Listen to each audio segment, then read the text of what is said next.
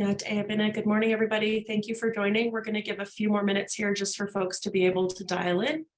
We apologize having to turn this into a webinar versus a in-person, but we hope to reschedule the in-person very, very soon. We'd like to meet in person with community members and ask questions.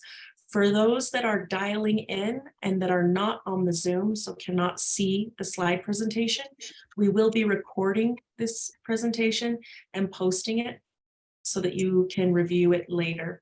Thank you for joining. We will get started shortly. Okay, yeah. Good morning, everybody. And Chicago for joining us this morning. Shea Claire Pratt and Shea Kia Anin Shlimp Chin Honaki Dashiche Sessa Anadea and Nasha.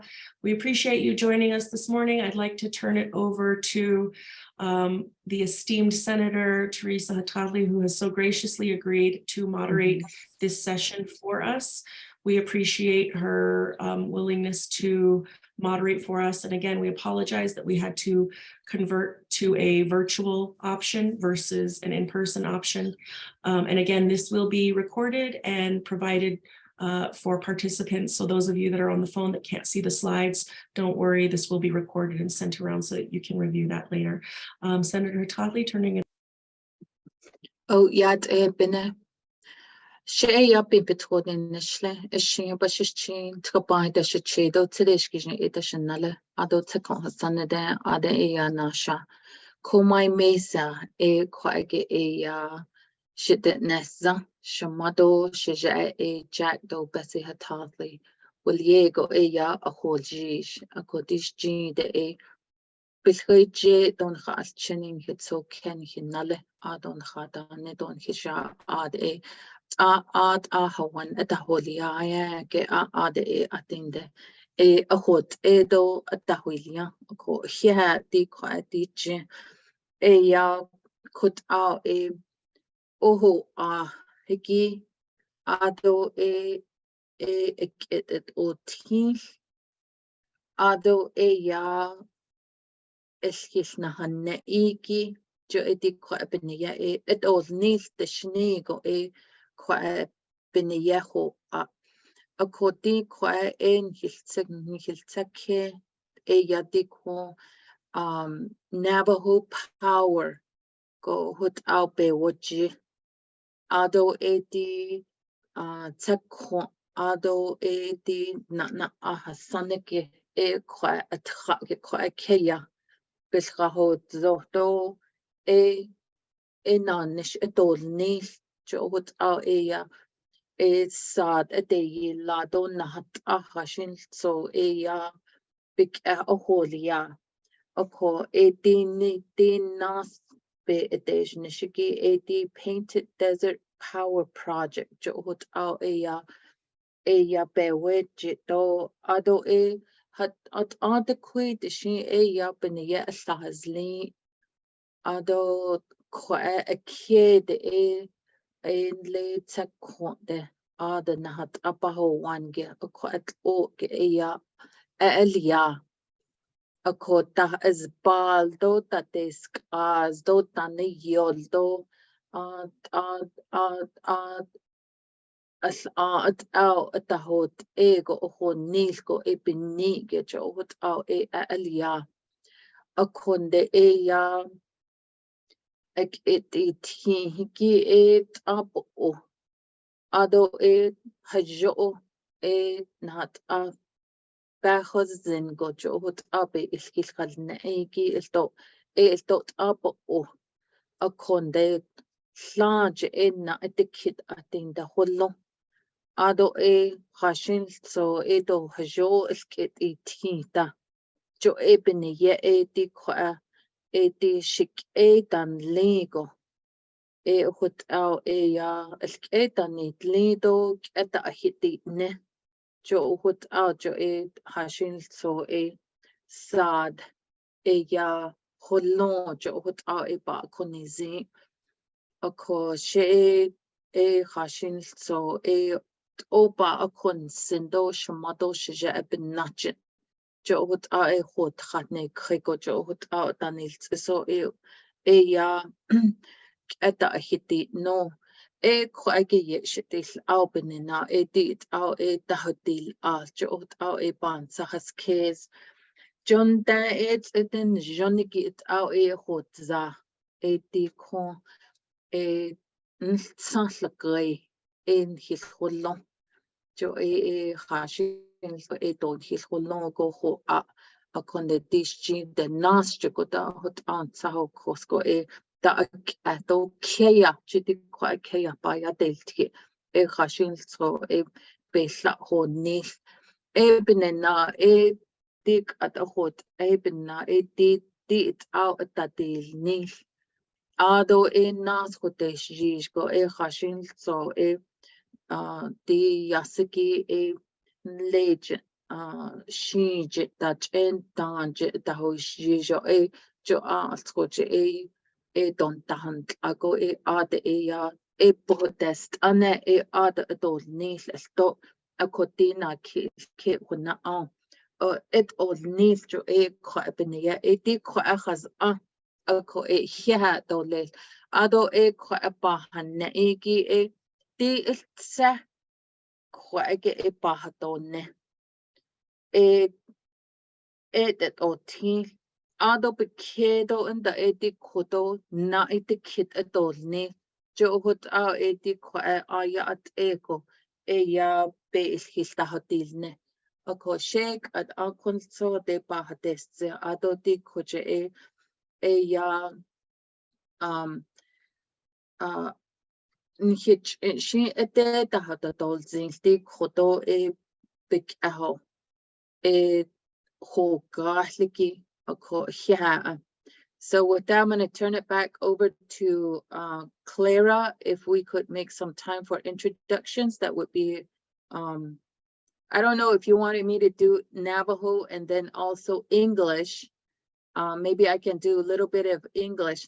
So I'm sorry. Good morning. And I'm from coal mine. I'm from the Hatathlie family. I was raised in coal mine. My parents were Jack and Bessie Hatathlie. I am Deer Springs clan. I'm born for the Salt clan. My maternal grandfathers are the Edgewater clan, and then my paternal grandfathers are the Rock Gap clan. So I was born in Tuba City, and I was raised in coal mine. So, and I think a majority of the people know the proximity of where our family lands are right there. So the intent of this presentation here is to provide an opportunity to educate, to learn, to understand, and to ask questions so that a decision can be made. I'm here to moderate this process today. For me, I'm not here to say yes, and I'm not here to say no. What I am here for is the past few months, the last time that this education, this presentation took place, it was under uncomfortable weather conditions that contributed to me. I believe that there was a lot of misunderstanding. We were, the event took place in a tent.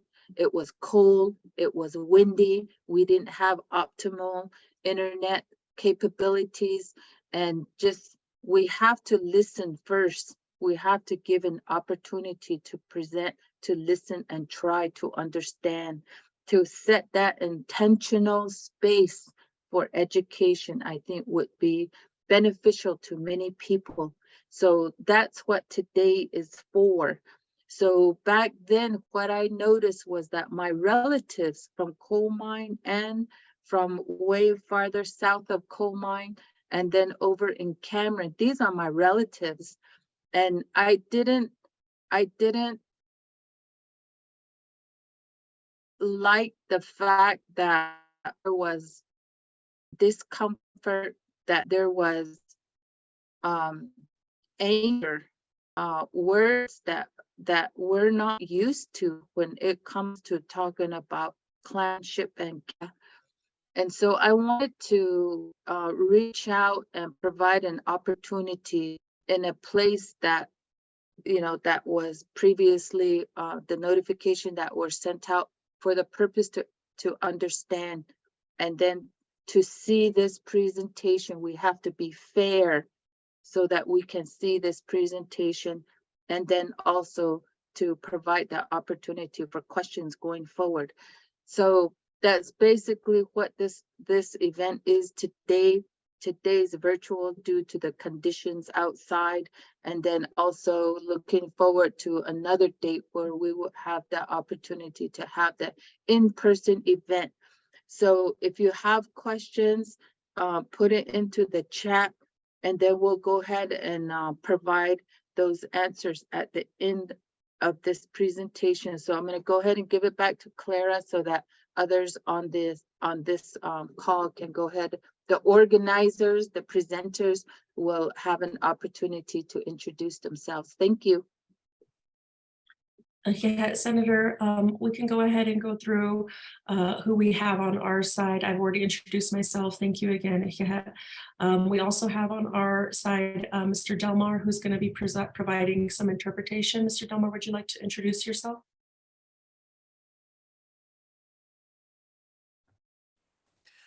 Oh, yeah. Ado yate shastuido shizani in the shitselken do shicheken. Ado benade altrasinko yate she kinlichi ni neshle do trodichi ni ebashichin. Ado nanesh ejitrapan edashichi do trachi ni edashinale.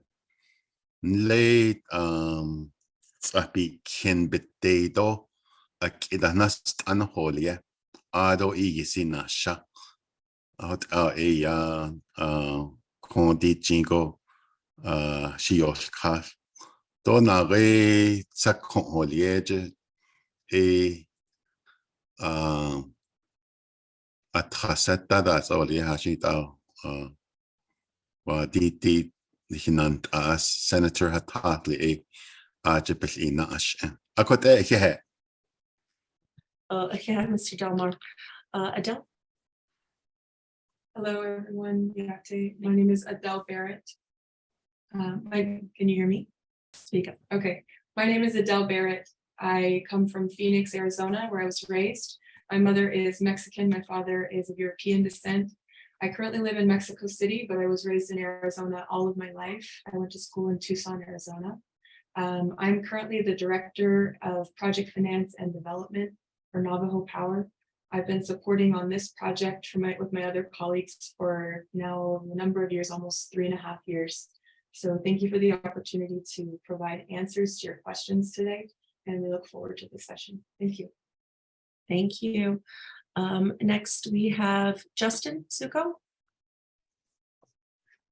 Oh, yeah, thanks everyone for having me. My name is Justin Suko. I'm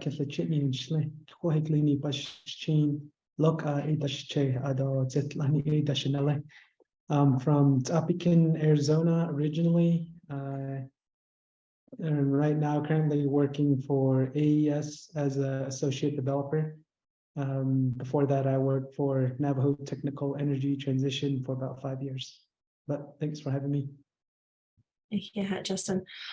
Should celebrate.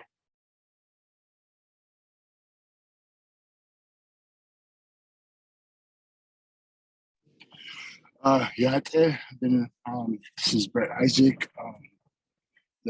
Serve as the executive chairman, one of the founders of Navajo Power.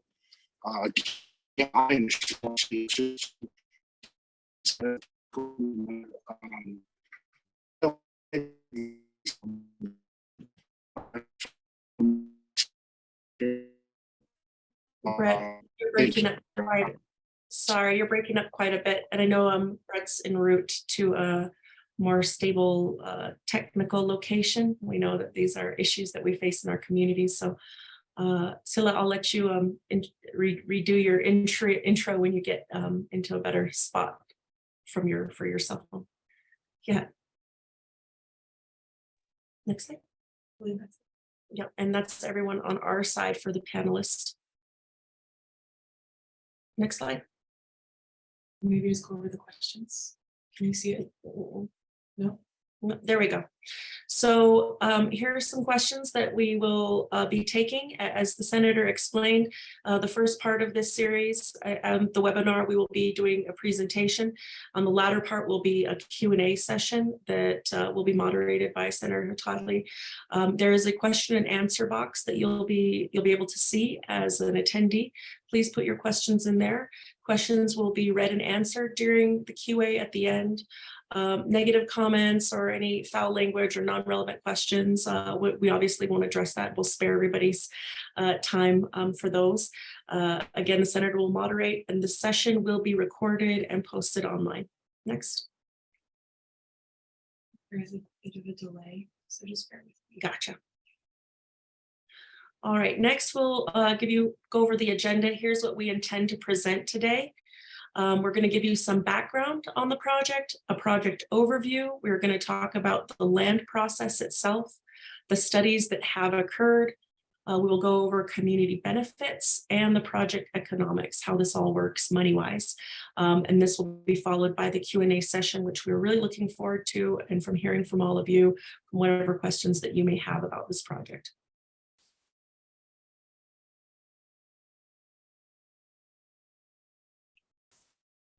Changing. No, not yet. There's a slight delay on the slides here, so bear with us. Okay, so some background about the project.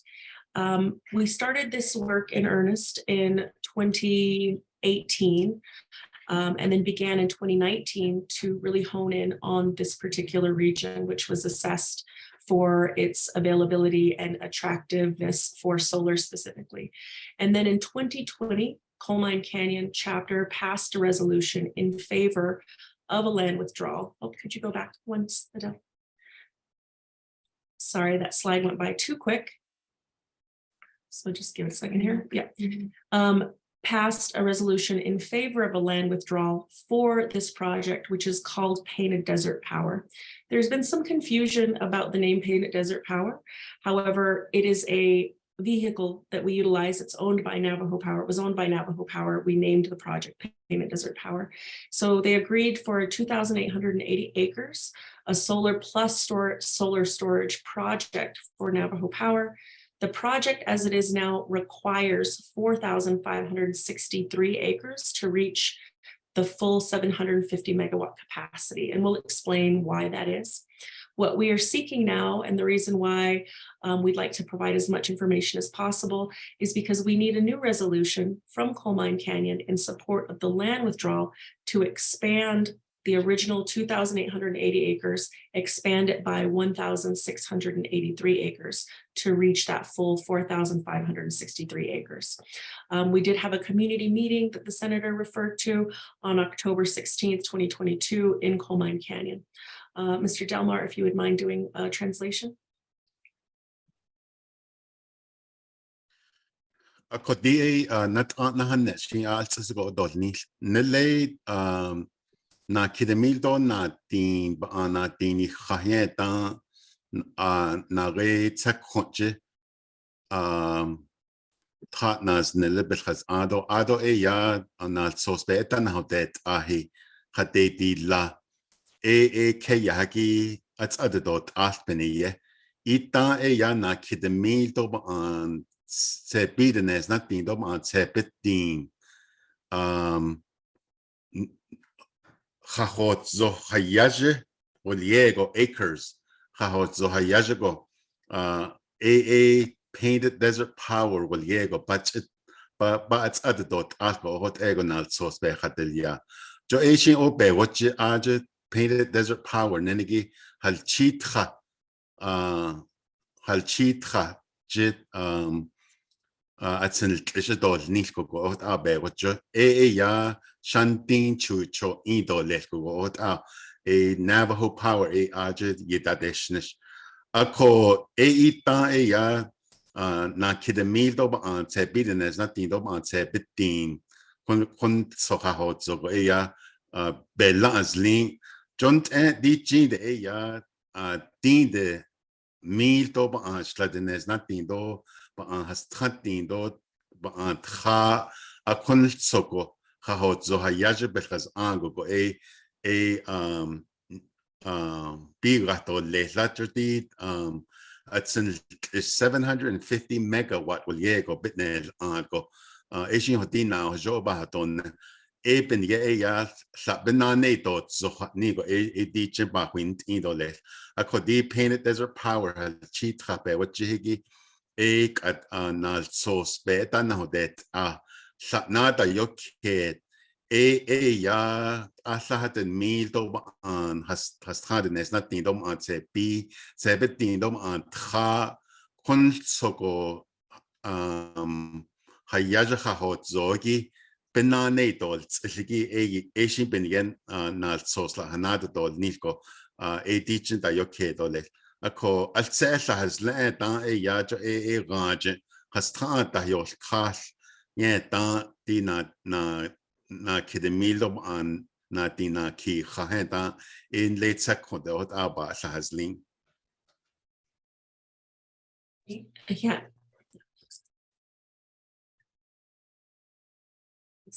Okay, we've got a short delay, so as we switch the slides. All right, this is a copy of the Coal Mine Canyon 2020 resolution, CC 02004820, referring to that initial land withdrawal, that initial approved land withdrawal to support Painted Desert Power and the application for the land withdrawal. Next.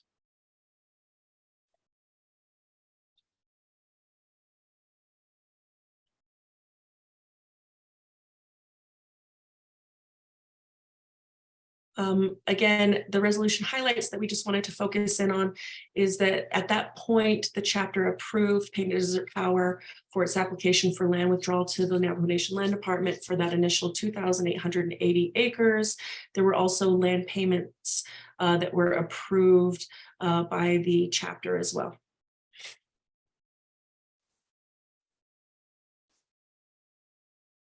So at that point in time, it was 30 in favor, 0 opposed. This is a map of the former and updated boundaries. So you'll see there, the original boundary, what we were looking for is everything in green.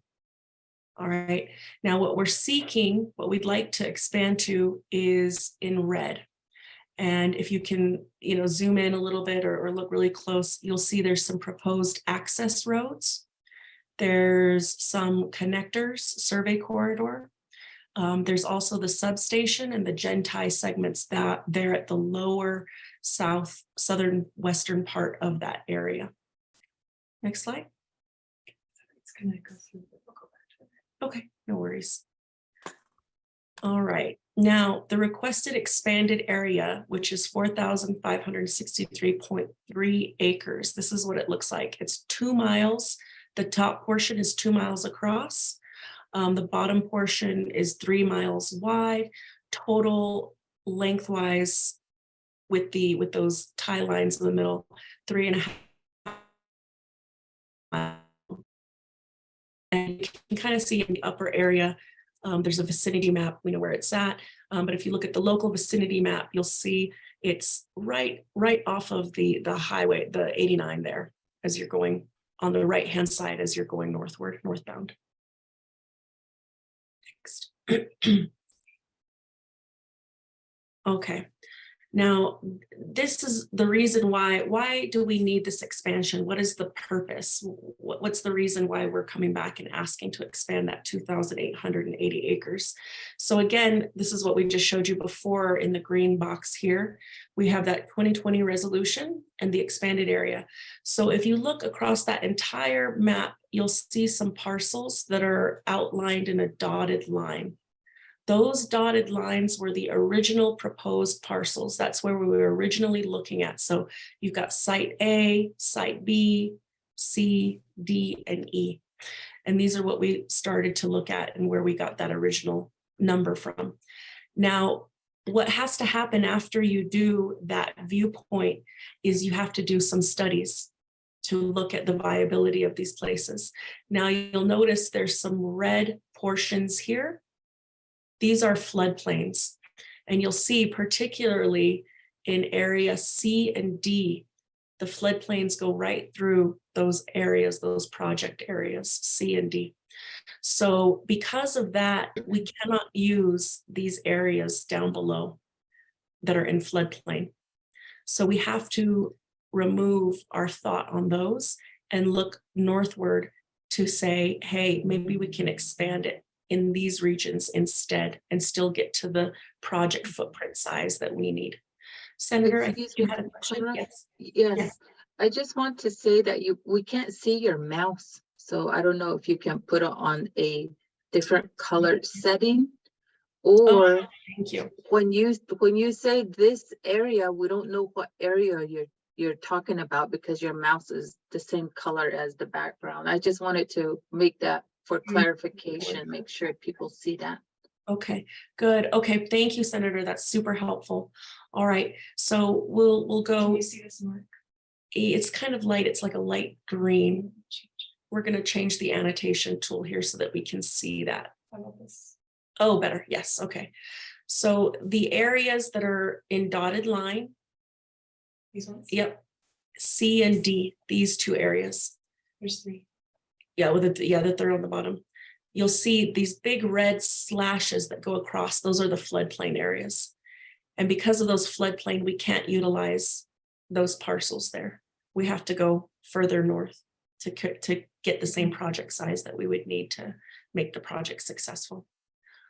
Okay, Mr. Delmar, if you wouldn't mind explaining that. Hopefully I was clear enough on how that all works and why we're looking at the additional acreage up further north now. Okay, go back to the first one. I'll start from there. Thank you.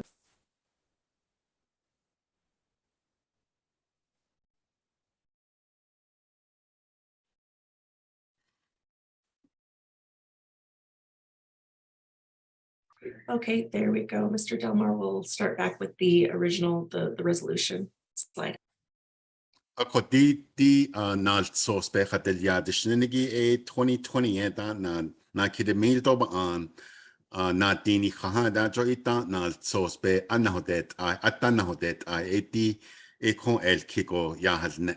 Go ahead next.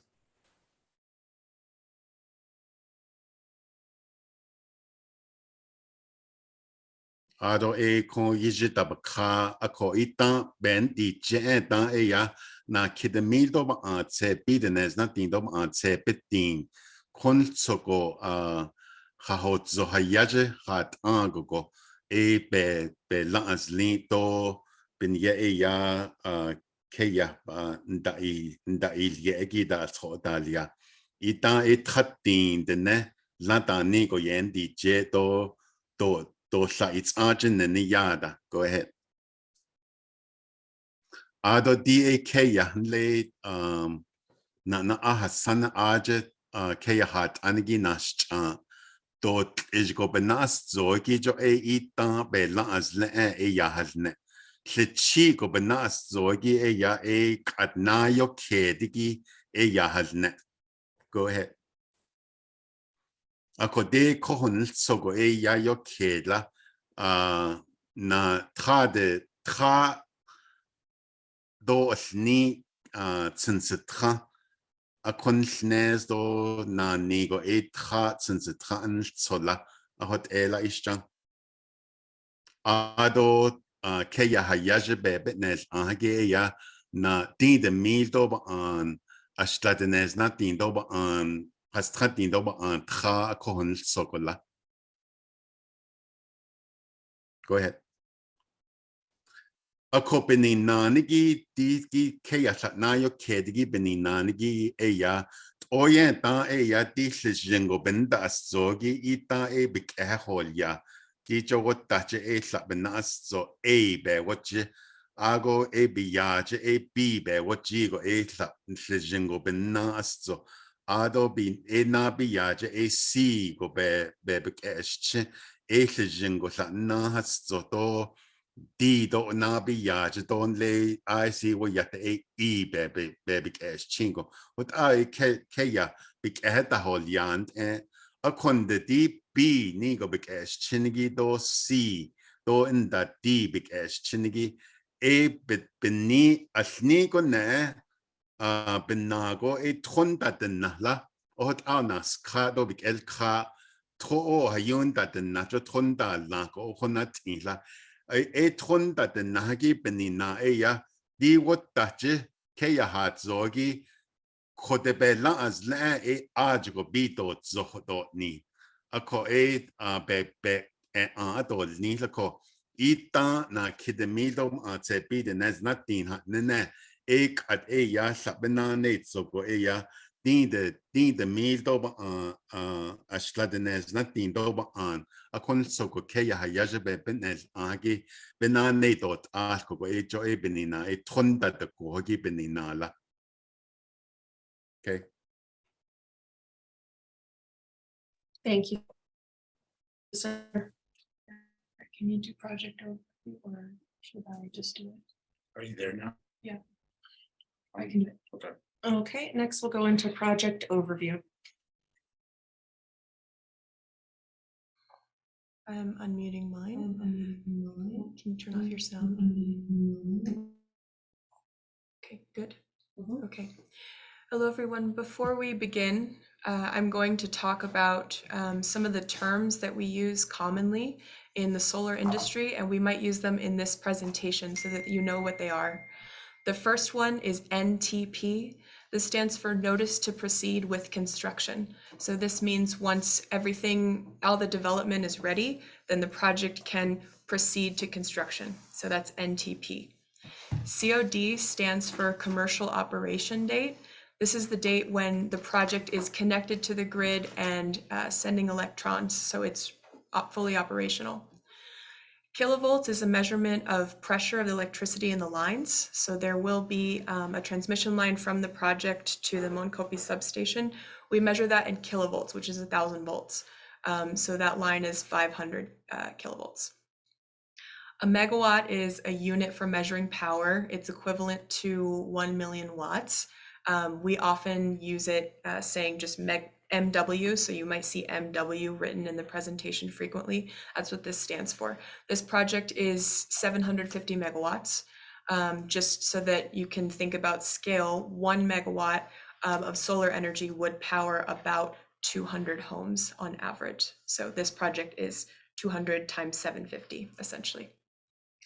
Megawatts AC and megawatts DC, these are alternating current and direct current.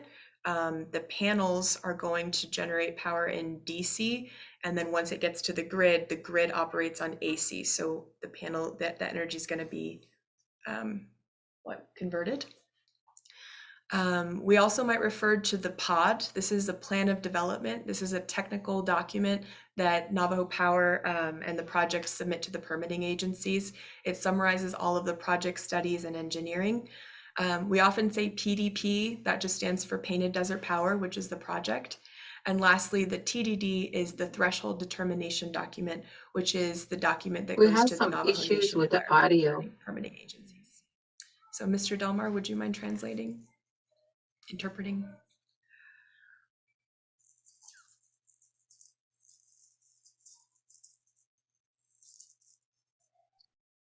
Mr. Delmar? Clara, Adele keeps freezing up.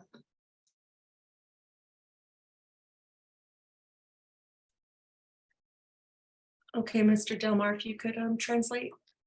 Thank Okay. you.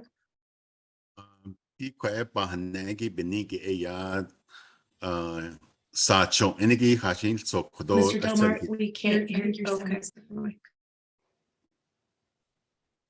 Never mind. Sorry. ako di sacho enigi shin hadan so san hilchida dit al say ya NTP ni go yoje jo a notice to proceed ni ya jo ya di de keya bito nishigi ha hot do nishigi jo adon da ben that don nishigi kon hata de do nishigi don da do nishigi shin ya has nego nal sos has hensla ado bekego na ya commercial operation date ne ya alsocha hotel yago le etsin shigin le konde etsin shbatan tiki petadil tito khal rotko ai gisi etsin al neko khal rotko ya halne la na kun megawatt ne jo ya watt janigo ya etsin be bitnel cho enigi bitnel to as nehigi be bitnel ako megawatt janigo ya asahat de milden sagi akonel la go etsin il neko all yela ako akon sogo 1 megawatt asago megawatt hat go ya na kidenes natin hogan yoswol ko biga ahot ella hecho benaspa conocendole 1 megawatt janigo go ya na kidenes natin hogan has go yoswol ado the megawatt alternating current jo esnale go slashigon linle ado not slashigon nan linle asian olga direct current slashigon linagi olga at sinlish ado on the plan of development jo ya na sos nana nana zago en lego ye lanta do selkipa di kwe atonish belanta to legi konde yahal neko be khatil nana PDP painted desert power all yela jo hal chitra be what jigo ta hot ego atsen el nehgi be kha ben yeha hot nehgi do beton neshigi yahalne ado TDD ya threshold determination document yanle enan nish binago has anigi hajon dol khato benige la as lingo mal sos banal kensto legi oliela. Go ahead.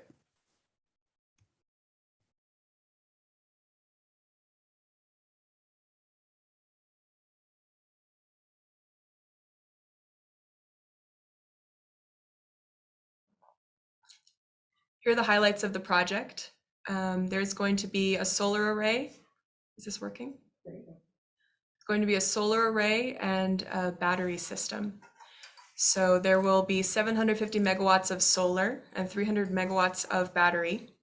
There will be approximately 1,000 megawatts DC of solar. The project overall will require 4,563 acres, and that's going to be split into 4,500 for the solar and about 20 for the battery. And this represents about 7 square miles in total. The operating life of the solar is 35 years and the battery will operate for 25. And this huge project is going to be split out into 2 to 3 phases of 200 to 300 megawatts each. And those will come online one after the other. This is because different utilities will require different sizes of what they'd like to buy. And so we'll split up the project depending on what those buyers are interested in. Mr. Delmar, would you mind interpreting?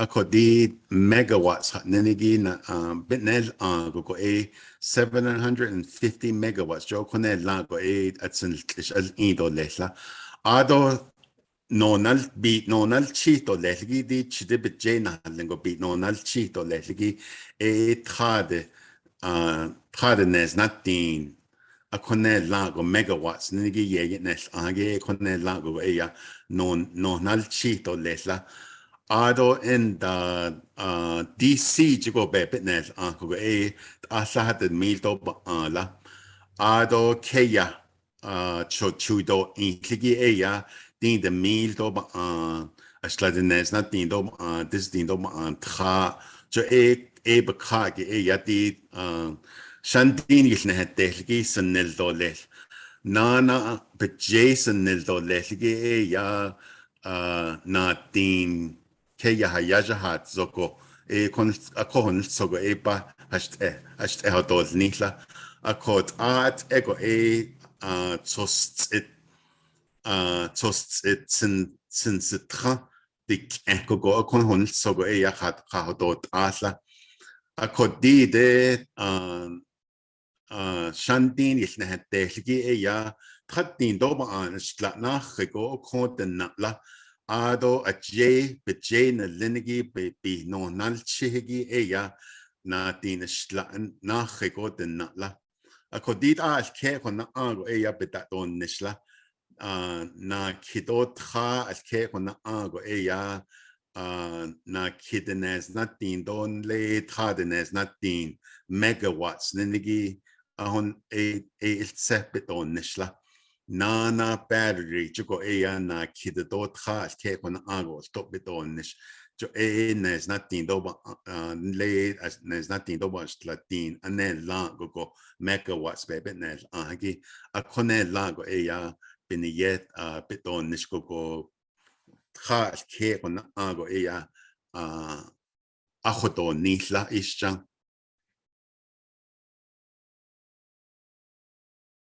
Go ahead.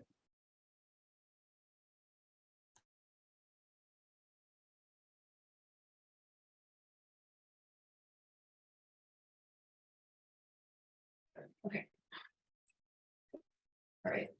So just for scale, this project of 4,563 acres, or about 7 square miles, represents about just over 1% of Coal Mine Canyon's total land area.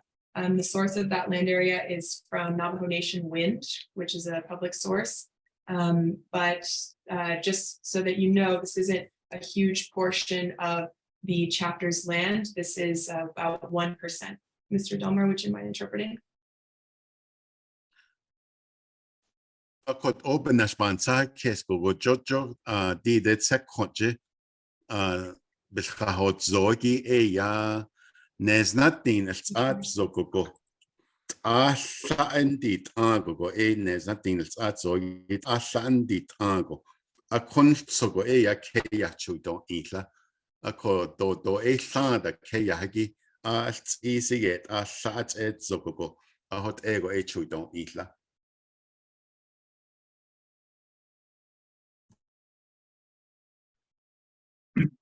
Why don't you do it? Okay.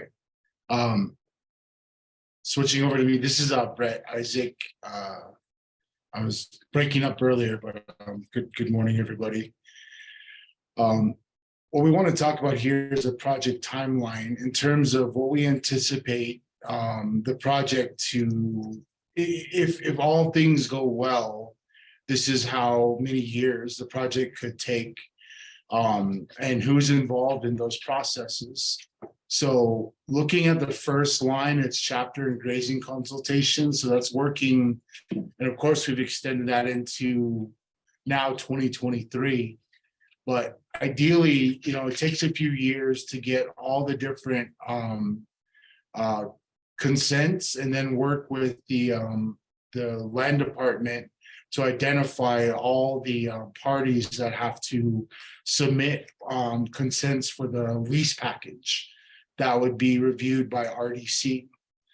That lease and permitting process is really about studying the land, and that's done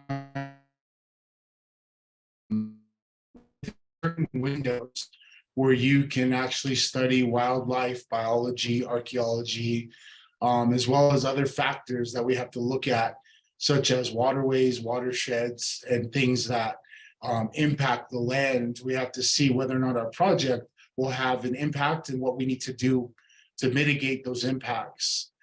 After we get through those processes, we go into construction, which it could be 1 to 3 phases, depending on who buys the power.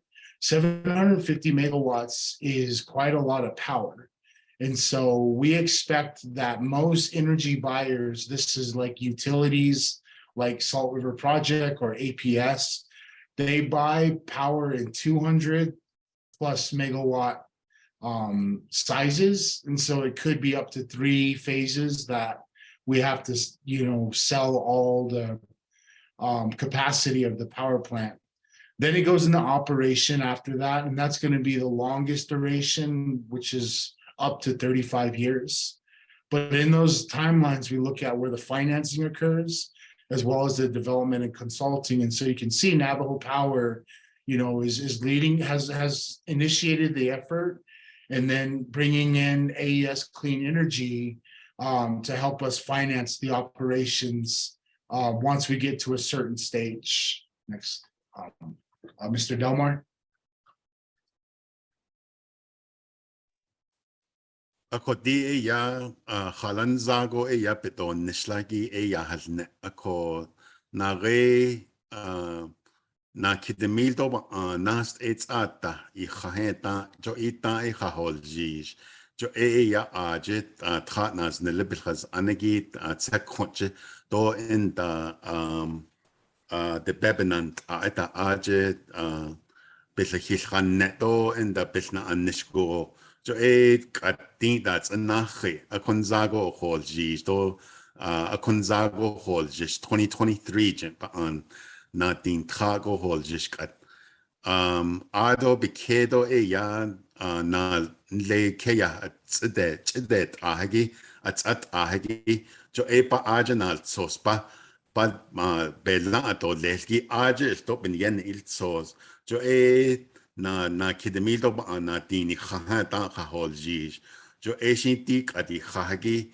at schobiga to le shashin ille nana bit don nish I see keya hil bit do and beta in nishigi kon at hito nishigi as at hodo nishigi jo di na kidemildo na tin ikhako le kadens i khako ado na nishigi khato logosla shint nasi logoskot aha hotel neko le na kidemildo na tin se pigo hotol jish al ke hona agogo ado atsin ish el nehgi I see al neko kon laho bihide chito le aje khato logosigi na kidemildo na tin shla kaden I khako ado shin atsin ishigi bihide chito le Lego Salt River Project da akodat shin shin da yishni ako beso na raje bebik be ik slagi na re nat ante na kidemildo nas it's at the hand to di change 2022 ikhigi na kidemildo na tina ikhigi Aj yati Navajo Power shin aj peso choyos int kodo 2023 na kidemildo na tin tra ikhato ado yati AES voliego aj AES Clean Energy shin kat aj peso gi ik eslado in da yos rostole ado khahoten nehgi do in da kwe bayata ti ko da shin Navajo Power be kwe yina gato le kot egon le khan zakoshi ilgoshigi aj be boholni to le. Okay, go ahead.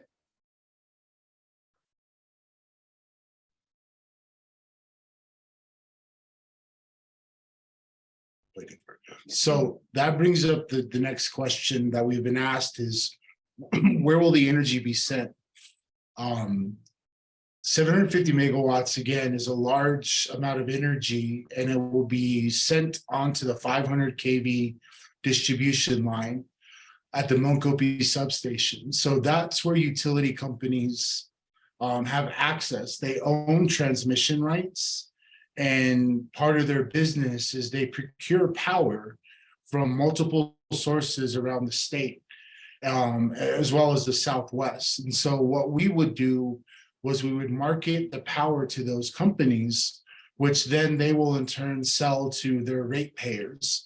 That includes, places like Phoenix, Las Vegas, Los Angeles, Tucson, all the areas that formerly NGS was selling power to, these lines go to the same places.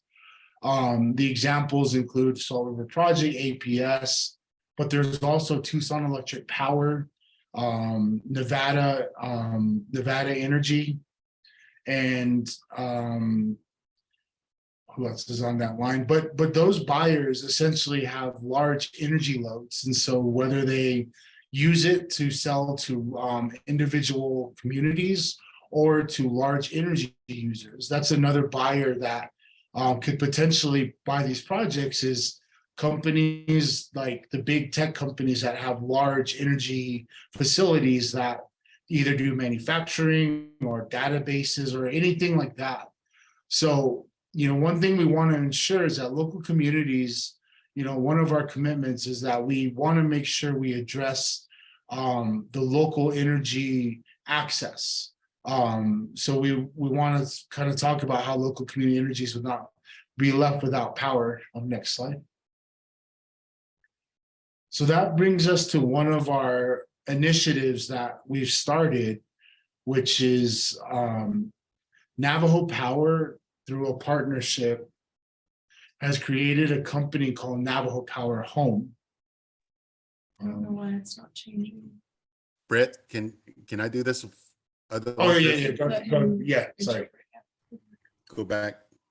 Yeah, it'll go back, Mr. Delmar. There's a delay. Go ahead. Ako di atsenl is nahigila hago sha do lel. Hago epihit chi do lel. John late o ten e yati atsenl is dayilni higi holon sha na re na ahot saje Navajo generating station aje e ya atsenl is al in Lego behit chi go adet and then adolen dayilni just a Salt River Project will yego a aje yosh was ne just Salt River Project a atcha di it's in Krishna yishni ado Arizona Public Service will yego to aid at Sin Krishna yishni Nana Tucson Electric to le host to hayajite ado Nevada Electric Nevada Power to aje that the quigo she because ago a did at Sin Krishna yishni Ako eshi eti etsen kishigin dayish ni tole. Ako bitch nahan ni tole. Ako ajashi kot ende an hin hilchas ad kode an hin hikeyate elto ni hishi elto sato beselts ad ni ilkizo le ni heto dot an hitten da tole e ko ba konosen.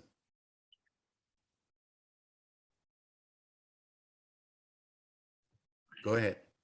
Okay, so the creation of Navajo Power Home, which the slide will change here shortly.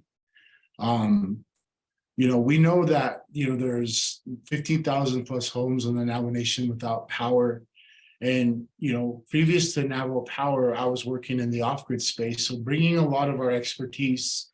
We formed a partnership with a company called Ilu Mexico, which has done 25,000 plus systems in Mexico and South America. And we brought them to the table because we needed to figure out a solution to be able to bring power to all the communities that are impacted, including Coal Mine Canyon. And so we've been working over the last year to deploy this company and work to get resources. And part of the idea is that, we want to bring in an affordable energy option to the community. Right now, to run extension lines, using into a system is, very, very costly. And so we feel that using solar, using our expertise in that base, we can bring more affordable options to the community. And right now, this company has already installed 80 systems throughout Western Navajo, and will continue to be growing as we expand our operations. We're also working with the former Bennett Freeze chapter to the Navajo Land Commission office to secure grant funding to help subsidize power for those that are on fixed income, or some of our most vulnerable residents who live out and don't have the necessary access to financial resources. So Those programs are currently in the works, and as we continue to grow with them, we'll work with the community and the leadership to ensure that we try to inventory as many homes and as many impacted community members as we can, so we address the solution head on. Mr. Tuma? Jadi nihini kaya pakago ya ashla mil yaje topa an ane lago hoganaz neligi to betati tita to beliahatas linda jo ini beta hausen akot en hilgas ndedik akweb atsen bidej neshigi ya Navajo Power Home woliego yil altsata altis gogo ya di shantim betsade atsen lishil inigi di hogan has ago atsen lishbitten da hoyego okon la banda hito nilto be bachata hoto nilgi kot ego lato biltsata nilkis go biltatel nishchochin hot nihinat akolo akoto o o pe hoti yahta to le akondet IC beton nish the nets and lishbeta hoto le IC beton nish go ego I'll stop bitatel nish go echenila. Go ahead.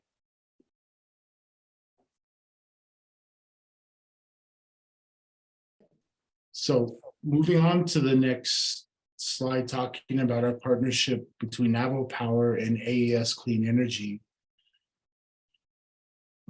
Just waiting for the slide to change. Just a bit of the history. So Navajo Power,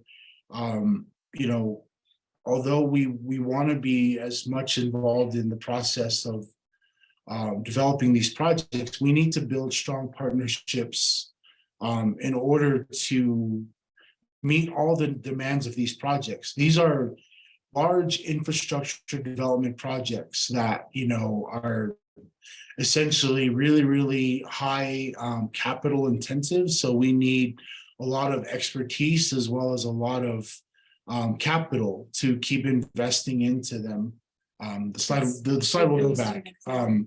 So what Navajo Power does in our responsibilities in our partnership is, of course, identifying, a proper site and financing the early stages of development. Throughout this process, we use our own capital to get the projects into a certain position. We also file for the interconnection so that our project can have a place to enter the market, as well as work with the chapter and the Navajo Nation central government on the different processes that the Navajo Nation has established by law. We also work on the environmental permitting to make sure we do all the studies, and we'll also be the long-term, partner that's responsible for maintaining a relationship with the Navajo Nation. So throughout the duration of the operation of the project, where we brought in AES and what we really are excited about is what they brought to the table in terms of financing the development going forward. We expect to, expend hundreds of millions of dollars on the infrastructure costs of this project. So that includes construction, deposits and fees, as well as the additional study and work that's needed to actually build the facility. They also have an expertise in engineering as they do these projects all over the world. And sell project power to to the buyers, and they have worked with utilities in the state of Arizona before. They have an experienced construction and construction financing capabilities, so they can do all the work that's needed to recruit, hire, train, as well as build, operate, and maintain a power plant facility. And so they own these assets long term. And they also, again, working in partnership with Navajo Power, we'll make sure, there's an assurance from them that we comply with the local, requirements for Navajo preference and workforce development training. That being said, I'd like to turn it over to Justin so he can talk about AES a little more. Next slide. Or actually, Mr. Delmar, sorry. If you could interpret, then we'll go to Justin.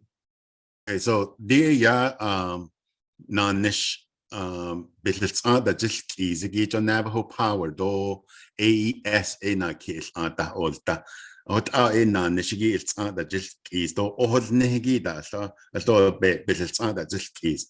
Ako Navajo Power chuko ya keya na hotit do in the ojalie go big end do liesigi in dan le na sostan pantan teto belanda with lego in dan le tratnas nilebel das ago aje bil banda hat ido bil khata tahgi in the Navajo Nation the net be Washington do ado tega hotzando aje bisna an nishigi na sos kata del negi da na sos ben pan landa ilegi do in the keya dal khagida it at a Navajo Power shi aji eslado inal nisto don le nasco height ego Navajo Nation the nebe the Washington bisna an nisto legi da at a pipans lago what are yisla kisn dal nish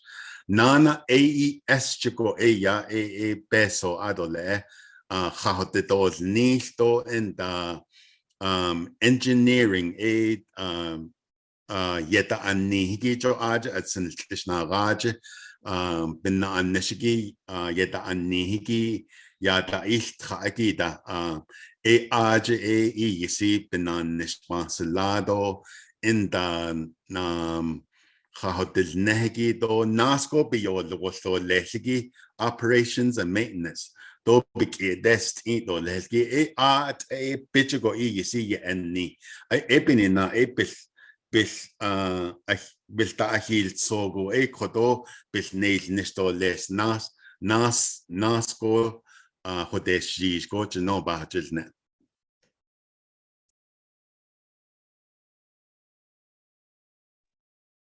Justin.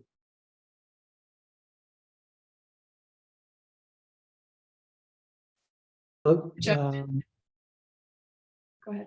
Okay, yeah, before we get started, I forgot to introduce Tanya. She is the director that oversees the tribal project. So Tanya, you want to give a quick introduction before we get started? Yes, thank you, Justin. I was on the call earlier. You all just couldn't see me. So I'd just like to provide a short introduction and Justin will introduce the company. So Yata'e, everyone. My name is Tanya Martinez. I'm a member of the Mi'kmaq First Nation from Eastern Canada and Puerto Rican. I grew up on the East Coast, lived in Arizona for 8 years, and I currently reside in Southern California. I'm the Senior Director of Development for AES Clean Energy, and I manage the development of our projects in California and on tribal lands. I've been working with the company for about 4 years now, so thank you all. And Justin, take it away. Thanks, Tanya. So right here, we just have a picture of all the projects that are in operation right now. Currently, there's 4.4 gigawatts. So that's what the green states represent. And that's why we have projects live right now. And then currently we have about 40 plus gigawatts in the development pipeline, which is represented by the blue states. So a lot of potential going forward, a lot of work that's going to be going forward. And that's just kind of our experience we've had so far as a company.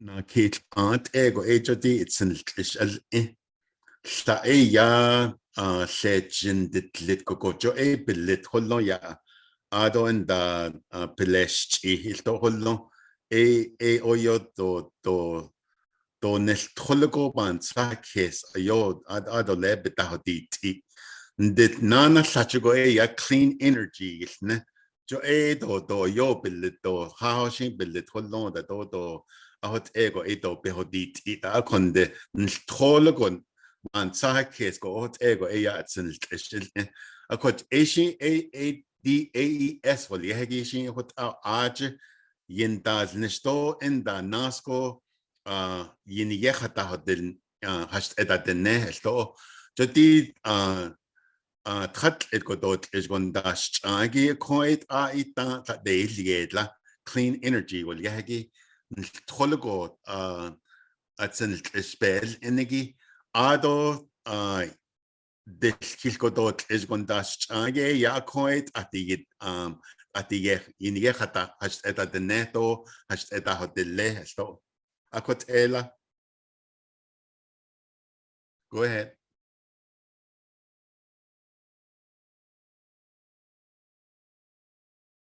New slide is loading.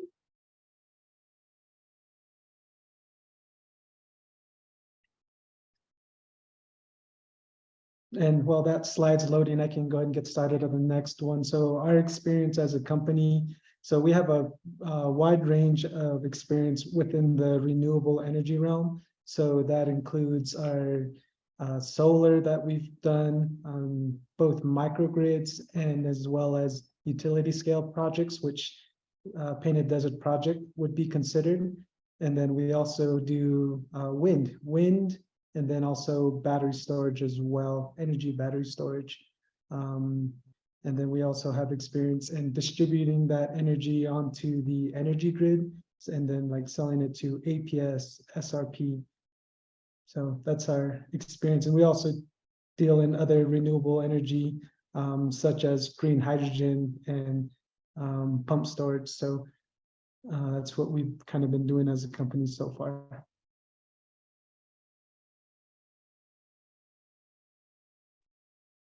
Ja, Espinanish, ay lagi, jo ya hasne. At I sit ahot sagot, although a yindaznish, but I sit ahotina. Akot, jo ya renewable energy, jo sto walia, jo hanot inhya, at sinlish, bel energy hanot inch. Jo setjin yat asahadil, so at the kan ado at the. Ndedi, Shantin bits adogi ya jo quijin tin ya edo tinta ahot ego shin ahisne renewable do hanot inkogo ahot beta in niche ako aj shantin bet zilgi bits ado itsin energy ado ni yolda alto bits ado at zilgi be atsin energy aj da alto honza hashin zako yendal nishkat ako de aji ginash nisheb yebe ye den tane do enda ye enigi at nihinha al tohot egon hadesh nishla eshi ba konosendole.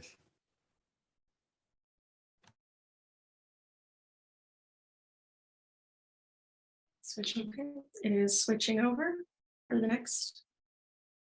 Okay, and AES has now started working with indigenous tribes across the United States. So our partnership with Navajo Power, and this is actually pretty exciting because there's a lot of support from the current administration with things like the Inflation Reduction Act and the other bills that help fund clean energy projects. So AES is super glad and super happy to be a part of that. Just as you all know, in the last energy upgrade, tribal nations were left behind. So now in this current state, we are able to have a stake and have a seat at the table. So it's pretty awesome. AES gets to work with Navajo Power, the Navajo Nation, and other tribals across the United States.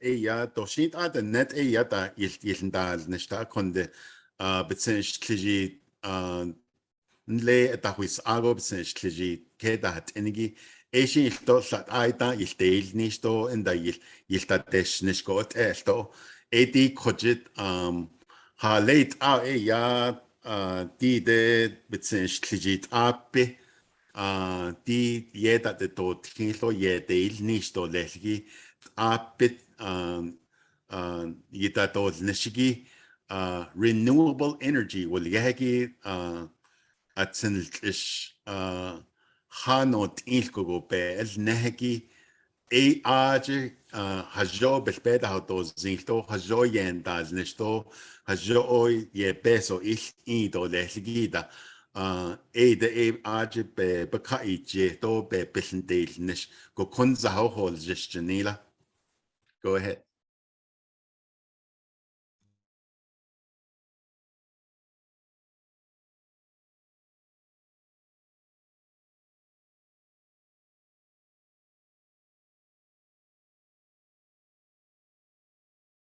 Okay, so next slide for solar plus storage. So I just to touch on this, just a little explanation. So when the solar panels during the day, they're generating electricity, that electricity will power and then charge a battery.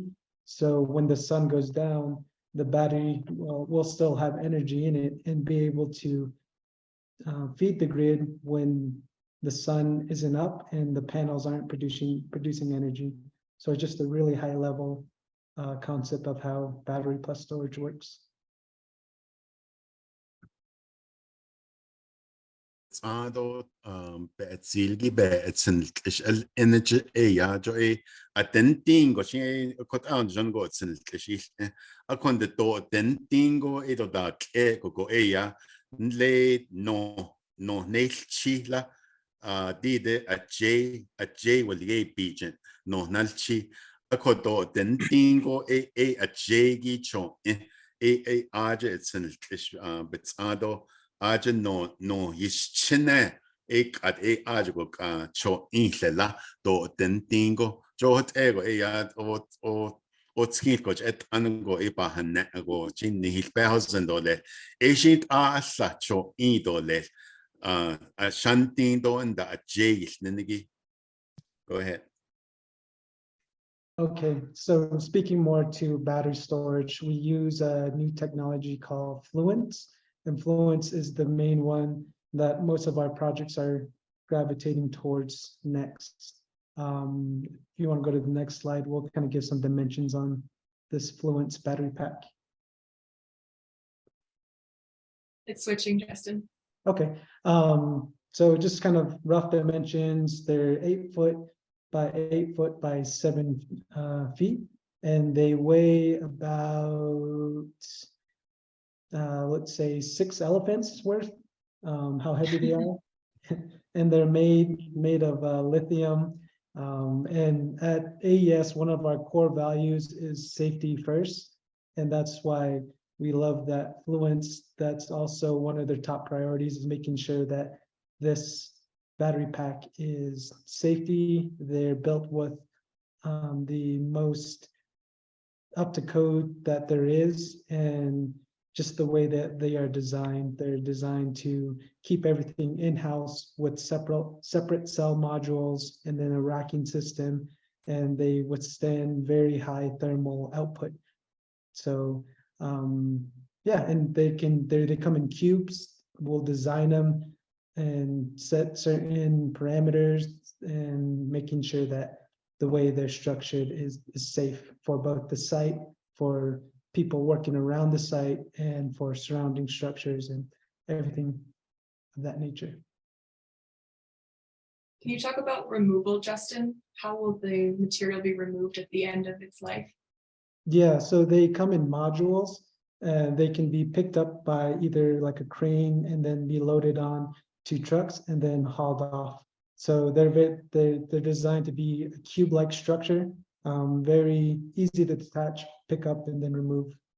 And after removal, there's also AES will do a reclamation process where they'll put the land back to the state that before construction started.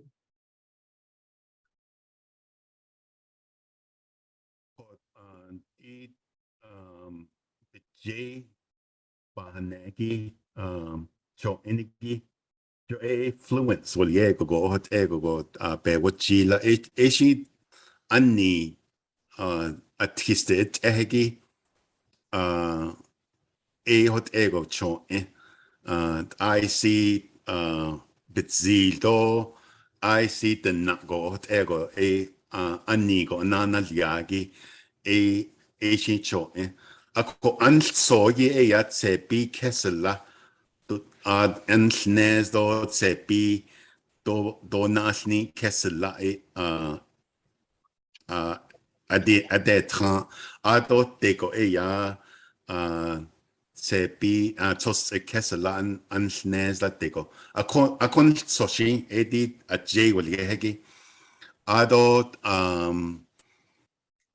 na lithium ion jo liego choyos jo sha kon ben del glade da nidigi kot yota den stin legi kot hegi a j choyos shin de eko ya kon de choyos akot but do eyes do but holon da up na go na tan de do hijo de dos ita do ben na nesko da do hijo de dos ita la jo age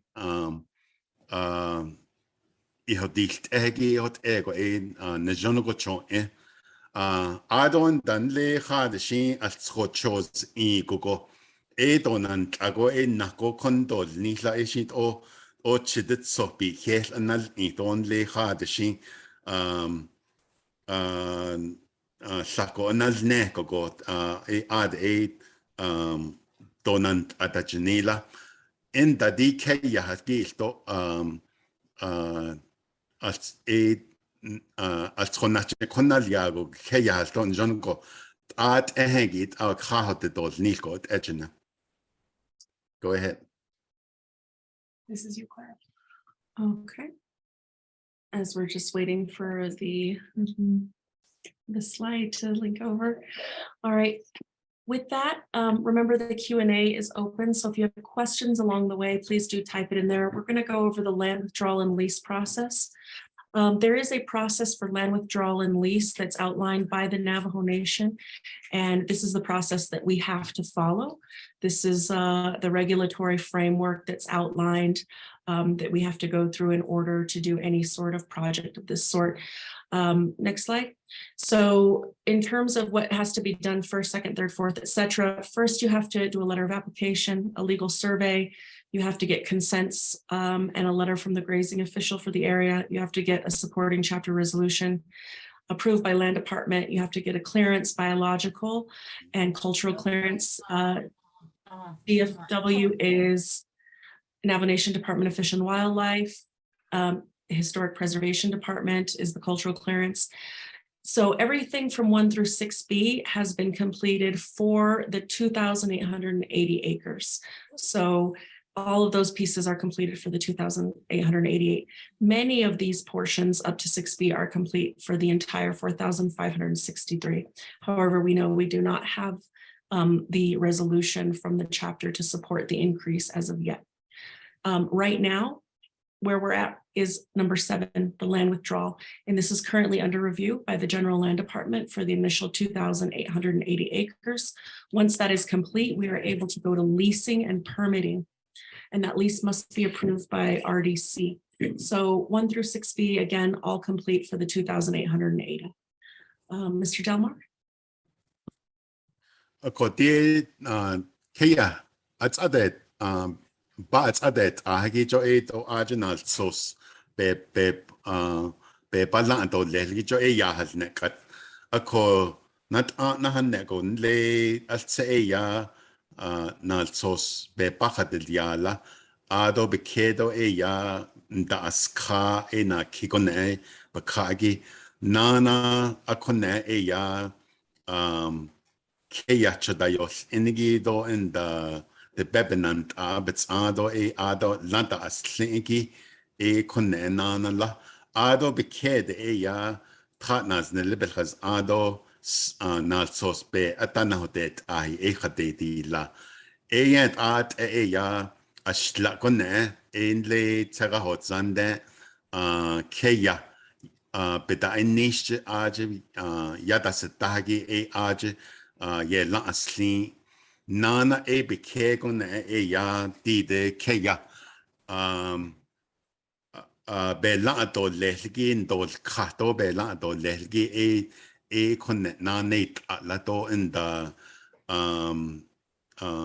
nebe al in charge bitin das igida to hat ego da behote dot igida keyata that kon be alskola na natzala a kodich tos it kon a ko holgisla jo keya at adadot algi pa at adadot algi ko holgisla a cook at oye da na kitemil to ba at se bidenes na tin do ba at se bide kon soko keya bitnel ko hayaje ke bitnel digi a kon sogot oye da be la as ne eshi kati yinel indo yela do selki pa holgis be la as lego nas nal sosto in da big echo that in nisto lelgi that ad in da hanana skensto lesla.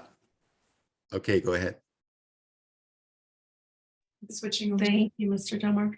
The next slide is the permittee consents obtained. So for the full 4,563 acres, the permittee consents have been obtained. Now, the process, we have to follow what the land department makes us do in terms of identifying and having those folks sign off. So it's not up to Navajo Power to determine who those permittees are. It is up to the land department along with the Bureau. So essentially this is how it works. We obtain the consents from all impacted grazing permit holders. So who those permit holders are is what's been on the list from the BIA, and we also get that listing from the land department as well.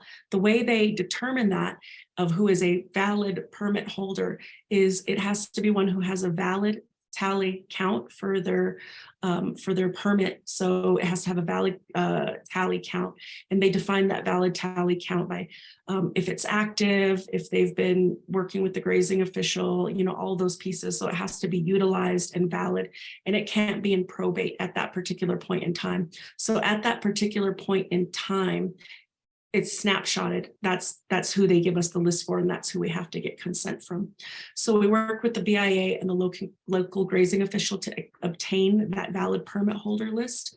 The land department confirms who are valid permit holders.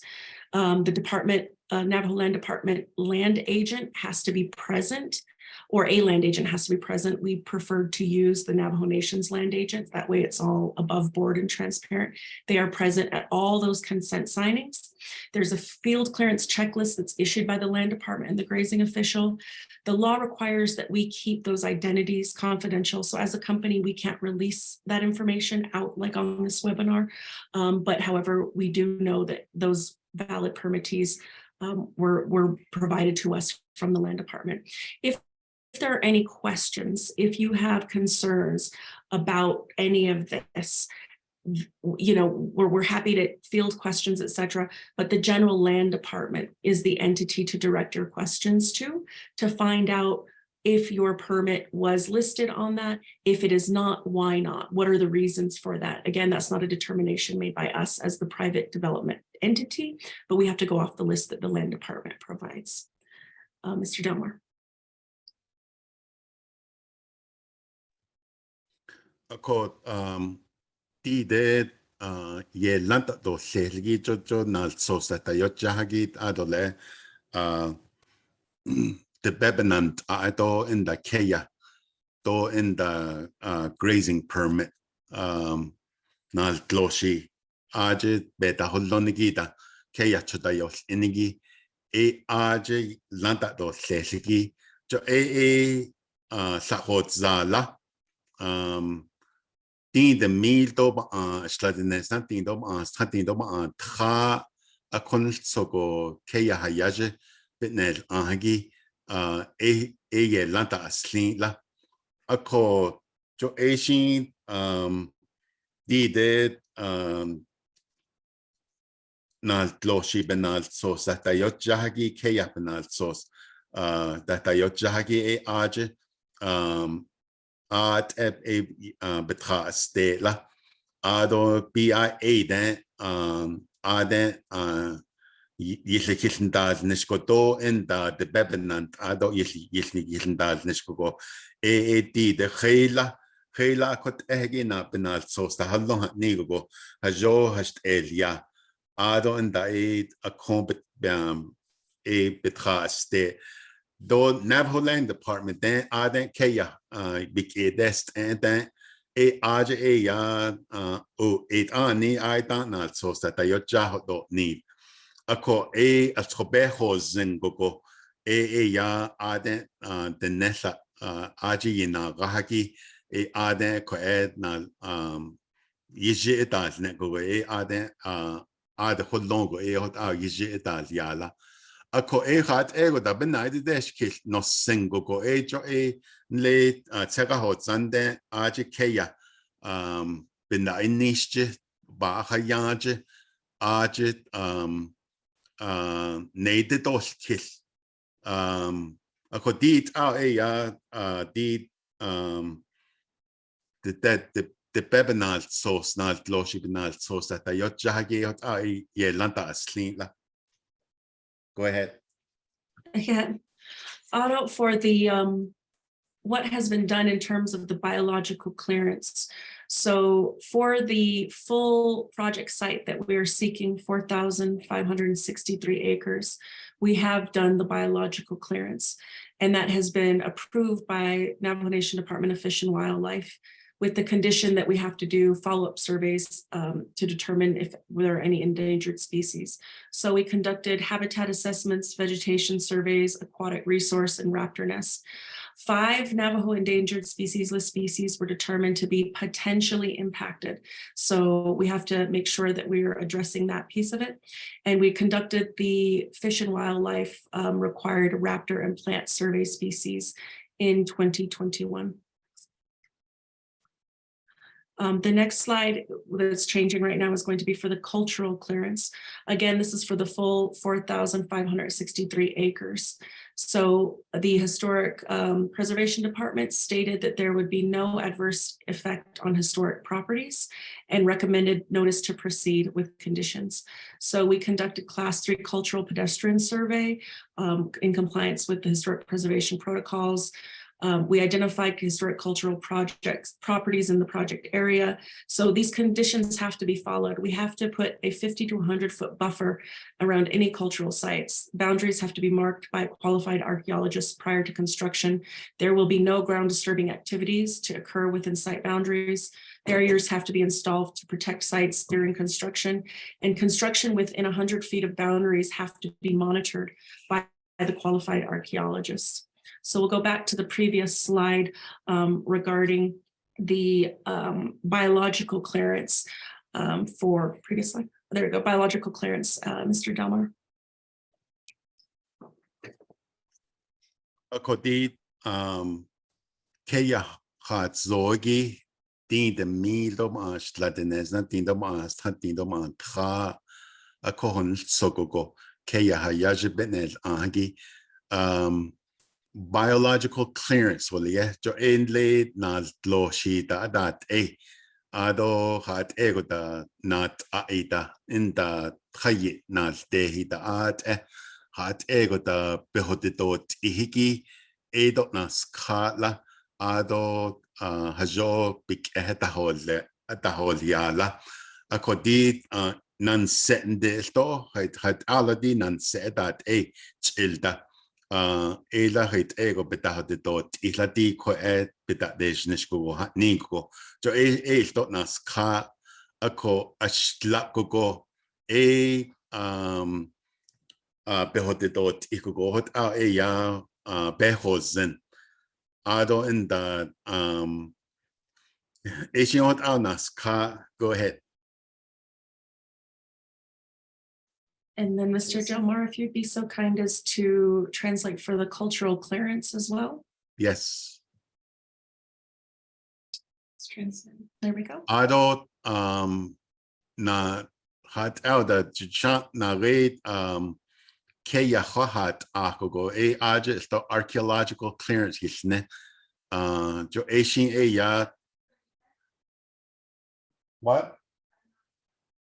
Jo ya ana sazada shan aji benyen al khase aji sto sto adi kayahat angi sto aji sto al yala ana skha ako shin sto hat ego dasa bikine trago jo benaz ito lesla ben dolt ito bits ba hayado leshat ego da kaya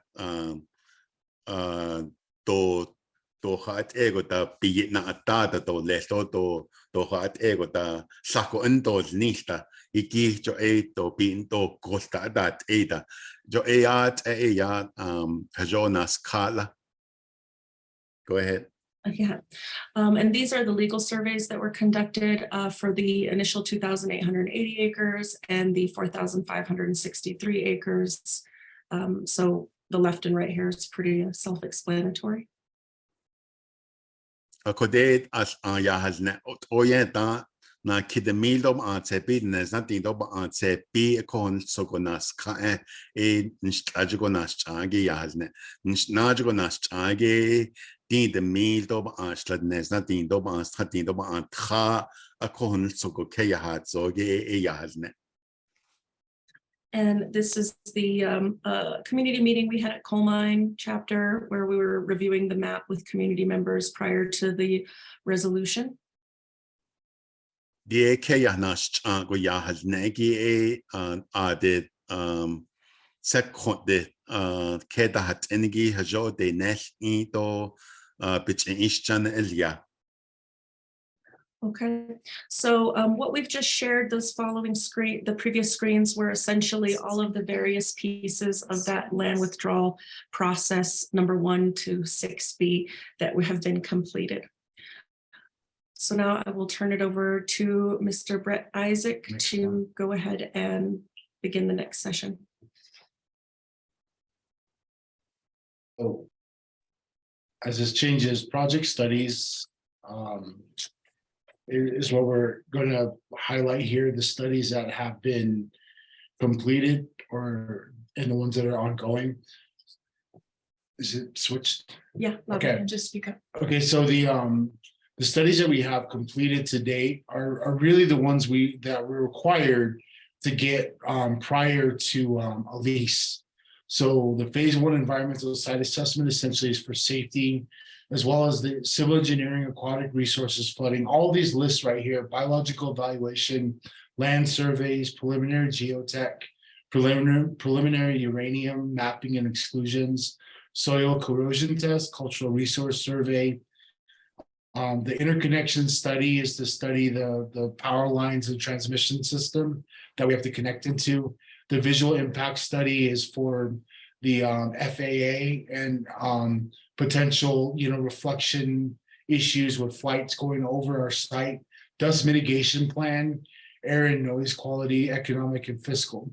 The things that we have planned or that will be ongoing or have to be updated will be detailed hydrology, understanding the detailed uranium and safety studies, as well as getting utility interconnection study or an SIS, detailed geotechnical studies, construction housing plan, traffic study, and then an aerial LiDAR, which is a laser infrared drone type study to look at potential hotspots. These studies that are ongoing will be done as they're necessary. We want to do them closer to construction so that the information remains valid. So as we go through the lease process, those studies will be planned once we get closer to on the ground activities and we get clearance to go ahead with them.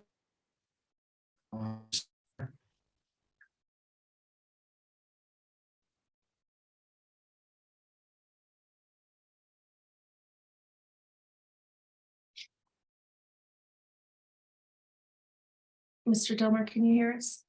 Yes. Okay, sorry. So ako DN das kaiko ya hasne tsaida pada huilne jo yan le DK ya hat anigi benago hot ehegi environmental joisne benago hat ego shin akot egi als rondas kato in da trotan da de gogi do in da childo na seto in da na tloshi na aki in da Tayit na gay that at it's rondas kato keya do naska in da so alto benyanas ka in da sej la hait ego hadit ela akonda in da ana sazada that ado in da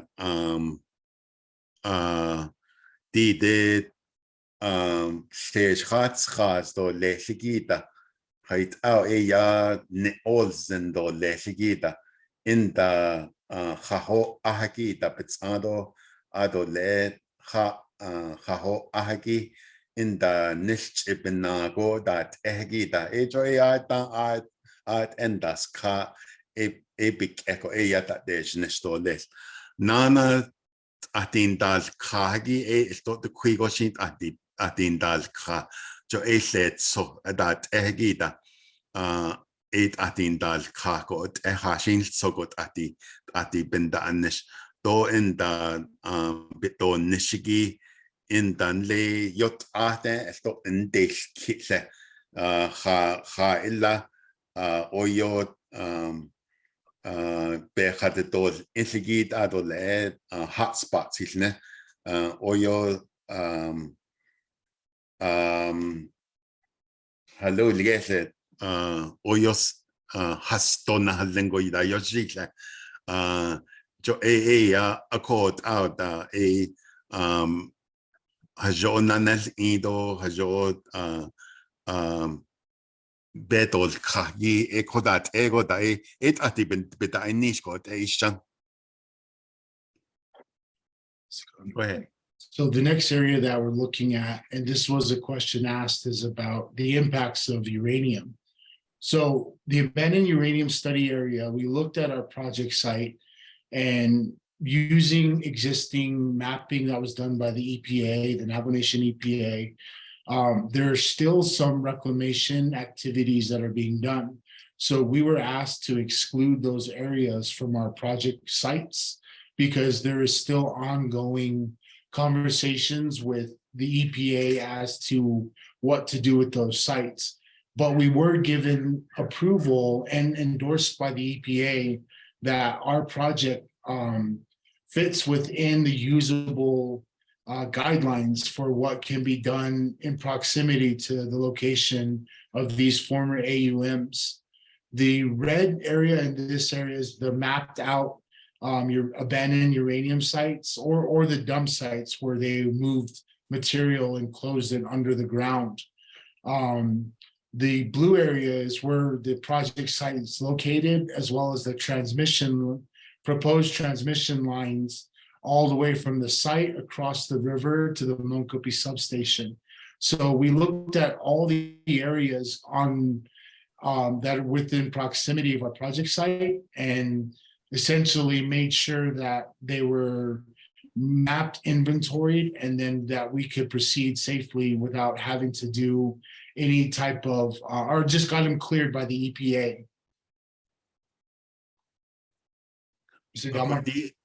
Akodi yan le setso benda ajneshe ta jo ita sako ado jo hasht eta hotzada obik ita izna jo eti chico das chagi ya hasne akonde hajon nas kha go le ajibita initiate Environmental Protection Agency, well, yeah, EPA do and the Navajo EPA shin do the atakogo.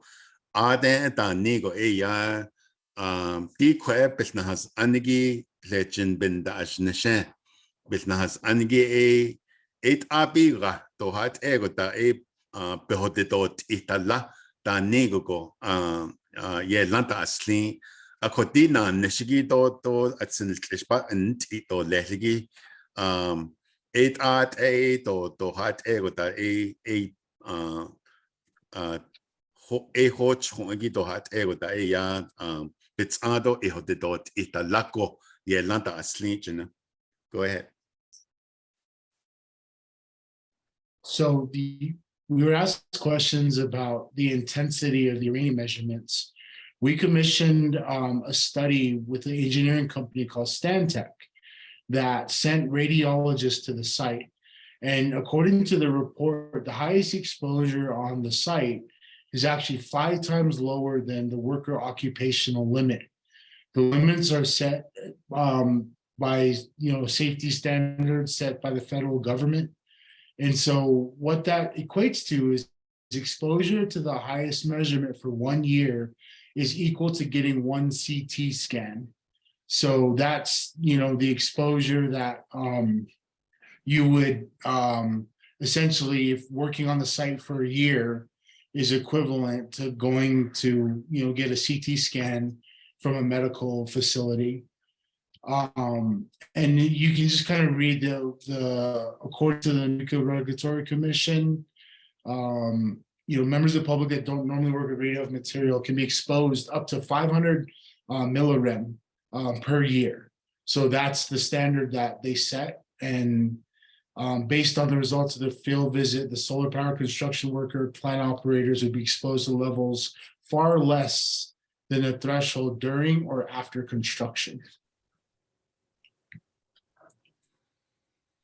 Akoti ya eset so jo benagin jirago ega edota benagin jil nishkoko hanane lago ya ihotedost ihla jo stot nas kala jo stand tection wal yego agenda ska akont I see wo yaten as kitlan le aslade khana nil yago le wo yate na as kitla jo to hijo de dos ihiki biyade hasta de khana nilyago akon zate enas kitla akho adanigo akhida ajedesh nishkugo edo ta nasko o nishigi akho enas nishkugo tide let so akwe hat hashin so go da holonigi to behode dost italako ot ego ikidas kala. Go ahead.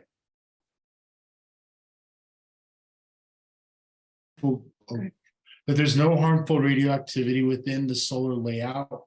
The areas are completely avoided by the project plan. Workers will stay at least 100 feet away from all abandoned mines. Additional studies will be carried out to verify before construction begins the information that we're planning for.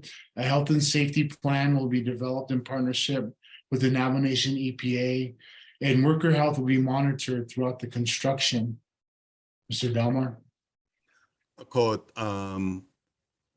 Jo said disco because chinigi inigo do hat ego da hijo de dos italati kaya hat zohigi bi yiki na anishkoko jo hot yetis ka akot din das nishigi akot abes na has anigi let sopendaj nishebes na has anigi it aids aden da kritole nes nothing kessela anzate aids an da kritole go hot ego be banahot adon da anas holjisko dit betainisco anas holjisko shit anal khato lest abik dest idole in dan le tsagahot zande Environmental Protection Agency ajit ikidades inki Asian stop bel kwenal so sa job bel khata dol nisto ha job bel nata dol les sto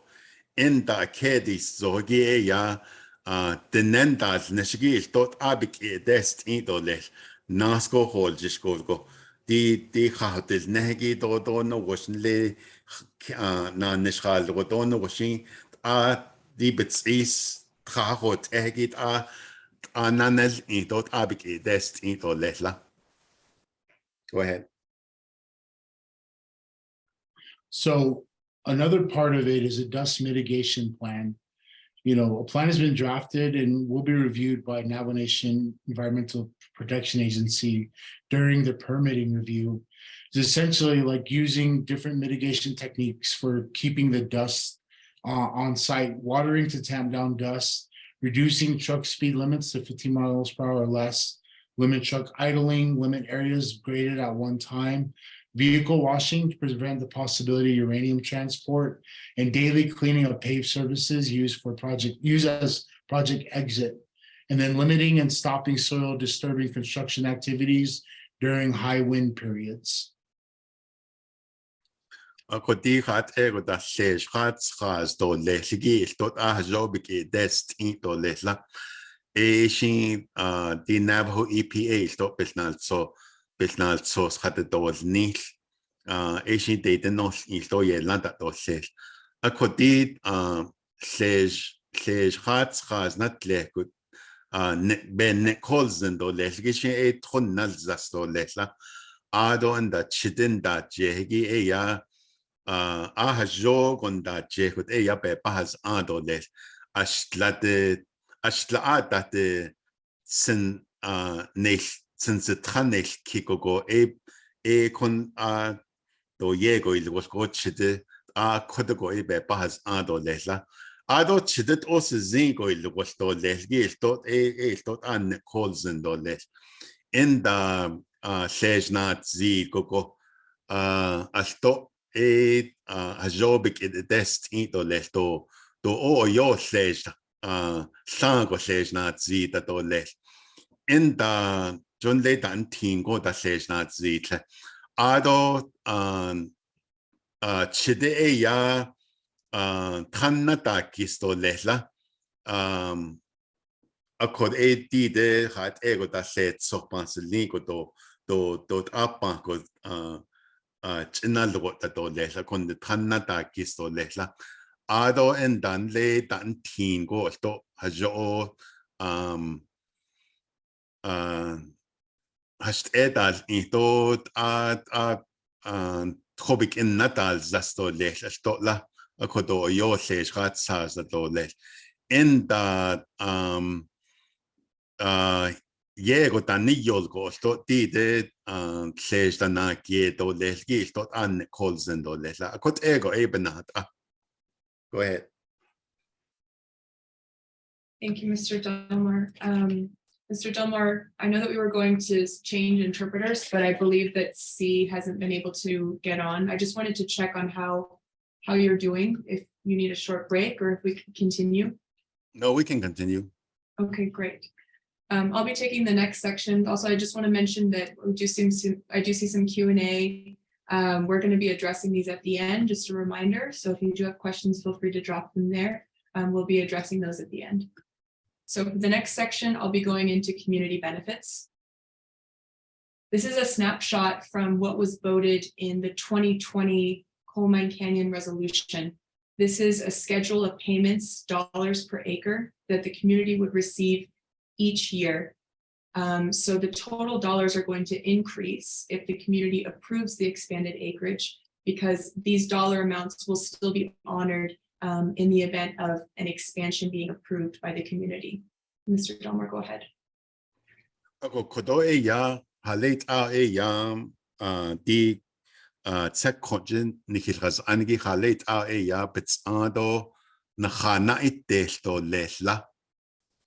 Jolt sehgi ya keya because lagi ya ade partners nele because age yahnahin beso bi yahnahin deto lesla joy di konta baka dita bakagi yan le na kidemito ba an na tini khaheta na sospe atan hodet ahi be las le kweta baka akon de dike yagi aliago sa bananate agogo de mil de schnene de mil do ashlatin ashlatnes natin de schnene belana da so sin go di peso gi de donisla. Go ahead. Okay. We know that we've received questions about how can the chapter receive these funds if it's not certified.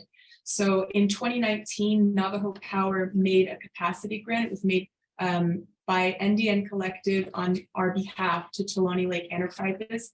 And this capacity grant is specifically for the chapter to complete all of the documentation and work required to become certified. So those monies have not been drawn upon, they're still available. And so we can also explore other possibilities for the chapter to receive funds. We have had some conversations with Navajo Land Commission, so there are some other possibilities, but we just want to make you aware that we know this is an issue and we want to work with the chapter to come to a resolution. Mr. Delmar? Accord, just the coal mine chapter, I just thought nationally because ado ato public in it ata. Ako ebony na ya late out the peso pan nahin to lesla. Juto to public in it ada. Ako go aje bahon le to lesiki. Ya the Indian collective Liego Peso Eden Le Tulani Lake Enterprises will Liego Asian Navajo Power Ya Kodaego Beso Ya Ikehola Ako Beso Gi Asian the chapter Nikilas Ado ya di bikinto asigi pepento nishigi pa pesos etni nila na team ashlate $1,000 peso anelago past etni nila ako nile di na nishali digi pahol jigit apet sede na habik in it go ado ya peso kaya big en ilhege eshin na hahidet ato les ado halet to nisa nelgi tot ati panahat indot ati bin anishla. Go ahead. Okay. I see a couple of questions in the chat about land, so I'll try to address them as I go, but if I don't get to them, we will also address them at the end. So we have received about questions about how were the land payments decided. So Navajo Power retained an appraiser that was approved by the General Land Department to estimate a value of a lease. The appraiser recommended a lease value of $2 to $4 an acre, which we felt was extremely low and frankly just unjust. And so we have offered the chapter in 2020 an annual land payment that is actually 17 times greater than that recommended lease price. And I will show this in a moment. You might have seen, I'll actually go back. So you'll see here at COD, which is commercial operation date, that's when the project is first generating energy and sending energy to the grid. This is where the project will pay to the community $370 an acre. And then in the first anniversary of commercial operation, it will pay $70.70. The reason for this difference is that in 2020, the chapter wanted to receive more funds up front. So there were two options. The chapter could have received slightly higher funds, but it would have sort of gone up 1% each year, or they could have received more in the first year and then received the net present value of the total payment. So it's the same amount of money in today's dollars, but it's just we took that money forward and lumped it into a front end payment so that the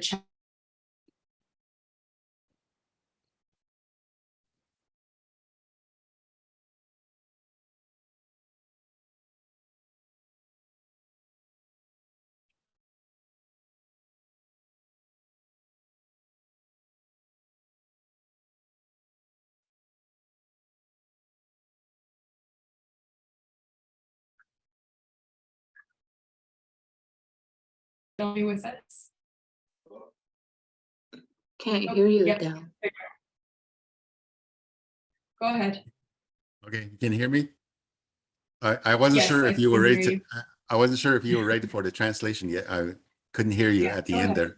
All right, so ako tide kaya big eni iliedo le ligi lachit agogo behozen just la ako taon da this kit ako nele ndel khagi shin la bashos General Land Development Department then Asian eya kaya this cargo eya kaya pa ilinigi eya na kipeso don le tin peso a kone lang go eya kaya hayajibetnel hagi a kone lang e big en halieto lesla go a yetes ka nete Navajo Power eya de betes bet benal ka sos it's tate a na nil ya go a kone lang go en dahilieto lestatini Eshin na hapik akot ego na halieto les akot nle di ajin Katnas nilitan linigi ya atset oyego set asago nichen dato sestatini ako nle dina nishal got koko atsen ish al nahagi khal got koko ya akho eba hol ji koko ya atset asago ndo lies do ni ako so a connection Asian that the northeast now go back to the other slide. Mhm. The list of payments. Jo ebini na di de kwa COD but kagi a kwa 370 jo ba kadenes nothing double antos 13 peso per acre. Asian kone la bichen do liesa ad ba hol jisko.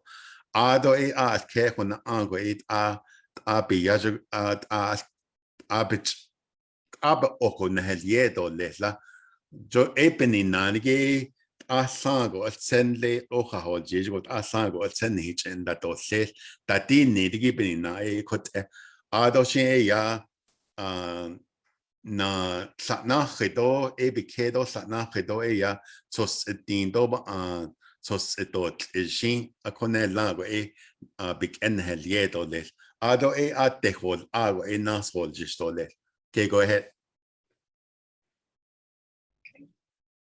Thank you. One more thing I'd like to add on this slide. There is sort of a Goldilocks sweet spot for these payments. We want the payments to be fair to the nation and to the community.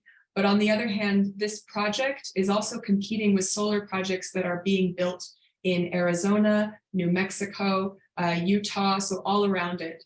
And so things like land payments, we want to keep all costs obviously in a place where the project is still generating energy that's competitive. For example, if we found out that we had a payment that was much higher, that also increases the energy price. And so when a buyer is looking at this energy price, they're comparing it with another solar project. And so we want to keep that energy price competitive and looking good. And so there is a sweet spot where the land payments should be fair to those that receive them, but they also cannot be so high that they're unaffordable and unattractive to a buyer of the energy. Would you interpret that, please? Akoti jo kaya big epeso ni liegishin binachaba konosen jo the night so hot adole ba nahani koko pa illenigi yinas inch adole na yisni ko pa illenigi yinas inch akot doshit an hit yati at sen krishna khan nahani ta dole la konde Tahuis ago shin the quishi the netigi ego at sen krishpan dani akon nate at sen krishna yisni ye at yinas khela oko ahi yang isila dansen god ay tatagal ako epinina 80 kaya ne big epeso ne hel yegishin hen staskoban sahakes o the best ehekon ne ya di de check khoje ke dat enigi peso $1 ado khoje peso be etol nesgi to ne jongo ta hen $1 to sa atis ko ta to de khoje ke ya big peso ne helieki at la ko ya cho khoje pa ilene to la to les ako Japan helenigi at sen Japan helenigi la esli ko na at sen na yisnigi inezendole ajilla ayota isne Asian don da deal ne kojet o da isne ajon da deal ne that no zinc ebinina kwet ba konosendole. Go ahead. Okay, this is a visualization of how the payments will work. So let's, as I mentioned before, the project will be split into phases. In this example, we've split it into 3 phases. So let's say phase 1 hits commercial operation, it's operating in 2025. So in that year, the chapter will receive that $370 an acre. And then each year, at the anniversary of that date every year, the chapter would receive land payments annually until year 35.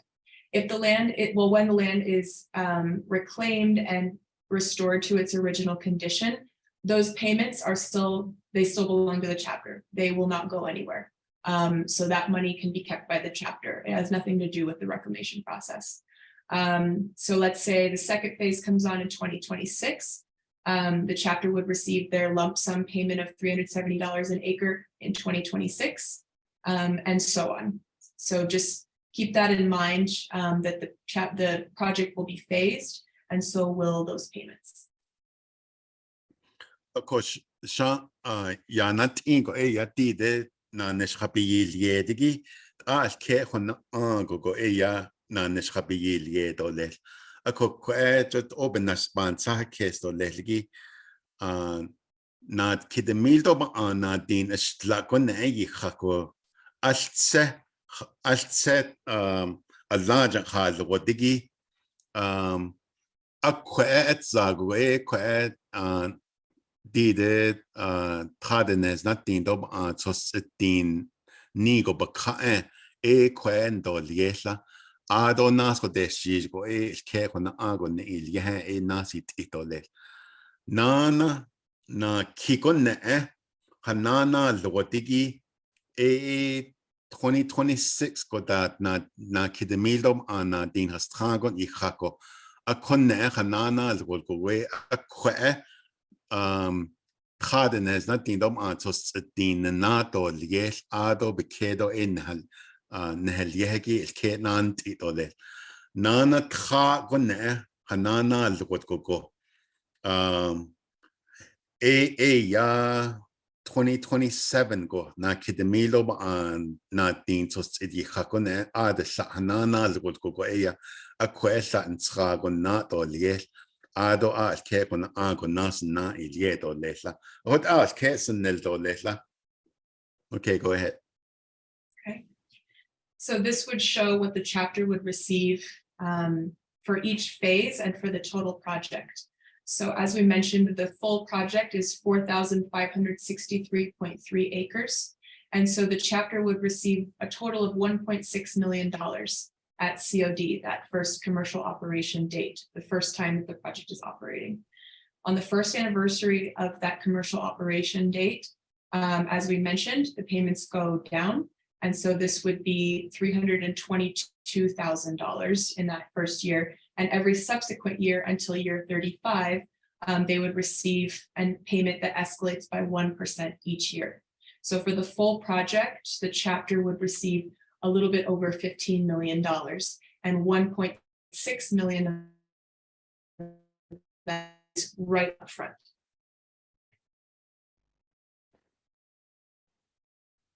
Koti national ingo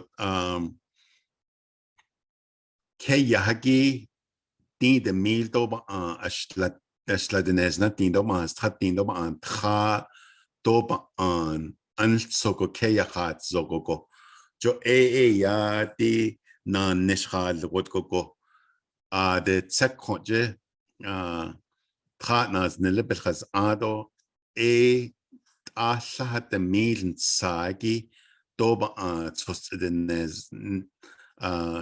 إدناز ناتين طبعا سبتين طبعا سبي تميل ياجي طبعا تين دناز ناتين طبعا ناتين لا بيسو إيه بجن دوليلا آدو سناخيكو إيا خادناز ناتين طبعا نا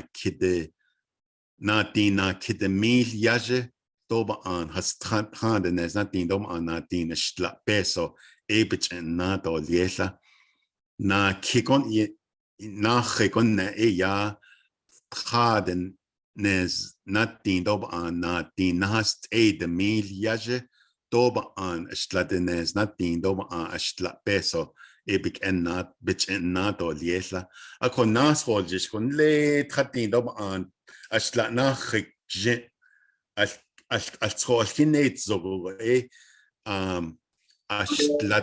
أشتلاات تحت ميل نسخاكي أكون لاغو إيه آجي تسكوجي نهيج إندو ليسلا خاناز نلبخز آدو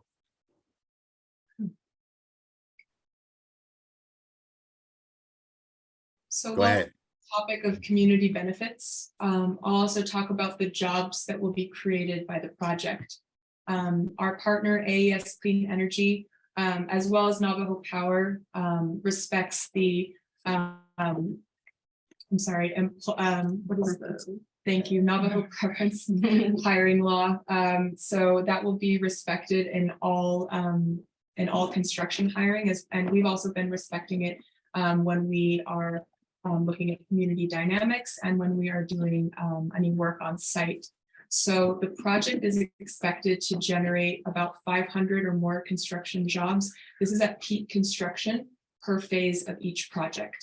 Over 35 years, the project will need to be operated with people on site that are looking at just operational data, they're maintaining the project. And so we expect about 17 to 25 operations jobs to be created for 35 years. And this will result in an estimated $100 million in direct salaries, not to mention the pulse to the region. All of these construction workers will need food. They'll need breakfast, lunch, coffee. This will be a huge boost to people that are operating restaurants in the area, gas stations as well, all of the construction trucks that come in. So this is actually a big opportunity. Another thing that we want to mention is housing. Workers will want to be housed close to the site. So if there are folks that are interested in starting an Airbnb or an RV park or a hotel, this is a good time to start thinking about that. And this is a good time that we'd like to start approaching CLUP and local people that are interested in that business, because we want to make sure that there's also cascading economic benefits to the community who can also earn money from this amazing economic activity that's going to be happening in this area. Ako betsado na nishkato lehligi na nishkatano chaligi eya dide khahotelne ko betatej nishkoko do betain nishkoko eya ashtladenez natin doba an the quishin eya aje na nishi bahaz ado lehla ado nasko deshi go dit sinlish alne ko bilnas ko deshi go halgot ko aje eya nare tos it's atato na tin ashtla anella that's anan nish aje holondo lehla akot hinate so go dit nan nish big en iliyagi bich en iliyagi na nish bich en iliyagi eya nes natin the mil sagi to an akone la eya na nish bich en do liesla ot ego eya big eholia ado eber berach eya jo kombenago de keda hat enigi de ne de chidibetro in the honey, dodge yan in the honey, higi panda in higita. Asian is toha than Hashin Soko Edi, not Nishipanda is nito le.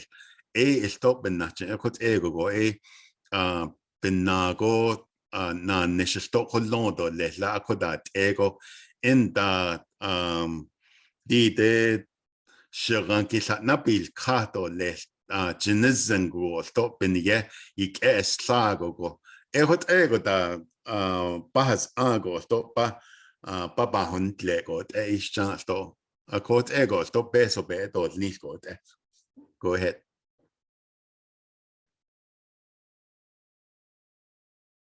Hiring preference will be observed and enforced in all of the hiring decisions. We also want to make sure that people from the community who are qualified have access to all of those job postings. And AES is also committed to a local workforce development. So do stay tuned for more information on that workforce development that we would like to share with the local community. Codinas neshe ya that there's nesco ya the ne aje sepa hot ito lesgi hot ego ya atol nishin jo ti nihin hikeya je hot ya the ne sepa hot ito lesgat ega da na neshale go jo ya nihito hot ego nahat da don neshinila ado di de nas neshat ego da equitos asekinde esto ahashin sogoto pa pendahuit agot echenila. Go ahead. Other benefits to the community. We did mention assistance with LGA certification or strategies for the funds to go directly to Coal Mine Canyon. We are ready and willing to assist with that and help in any way that we can. Tribal entities can also invest in the project. So it's not required, but we have structured a partnership where the Navajo Nation, if they would like to, could invest in the project. And so again, it's not required, but it is definitely there. The project will also improve local roads. The BIA Route 6730, which runs along the project site, will be widened a little bit and it will be improved. And so I know that you know, people do use that road locally, and so that will be an added benefit as well. Additionally, there is potential for sheep grazing under the panels. Unfortunately, goats seem to eat a lot of the wiring, but we have made plans for sheep to be allowed to graze under the panels. So that is a possibility. Ako deep job bitsado delgi bandit I'd say I don't band that it into a common chapter na partners the liberal has ado lay that public in it agi aje bekati jan go at skill da at skill go da public in dot asigi aje bekati janila nana na kikon ya an hinni ke yato konda inishigi akhida da aje atha de shwatn zango atha beso beta be de shwatn zango to ba hot ito lesla in da akwi di ke yahat anigi benago benagin da as tinigi ba tinigi da to yat eko atatos nishnila in da di de ni nilgogo shantin isne delgi ni nilgogo piago to benago de pe da as shows do delgin that abe ba hot ito lesgo etchenila. Okay, go ahead. Thank you. The last section that we'll be getting into before the Q&A is project economics. So the reason I'm bringing up project economics is just to show some of the other things that the project will need to pay aside from land. One of the biggest categories, if not the biggest, is operating expenses. The project will have to pay out annually and quarterly operating expenses. And some of these examples are operations and maintenance costs, staff time on site, including any for module washing, anything that's occurring on site, all of the digitized monitoring systems, those all need to be paid for. This is the largest category of spend on the project. You also need to pay for insurance costs. The project also, of course, has to pay taxes, both to the Navajo Nation, to the state of Arizona, and to Coconino County. There will also be some bond fees, asset management fees, and many more. There's frankly a lot of operating expenses that large infrastructure projects like this wrap up.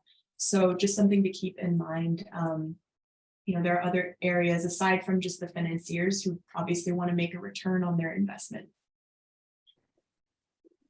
Kodi peso na gajishin lot ahashin so stop chidot askwe. Jo di na nishil was koko eya asagon da iliego te. Jo hat edan jilnisku hot etli saya chide betro da big edges slase. Jo di da inisko sto ado lake and da ille.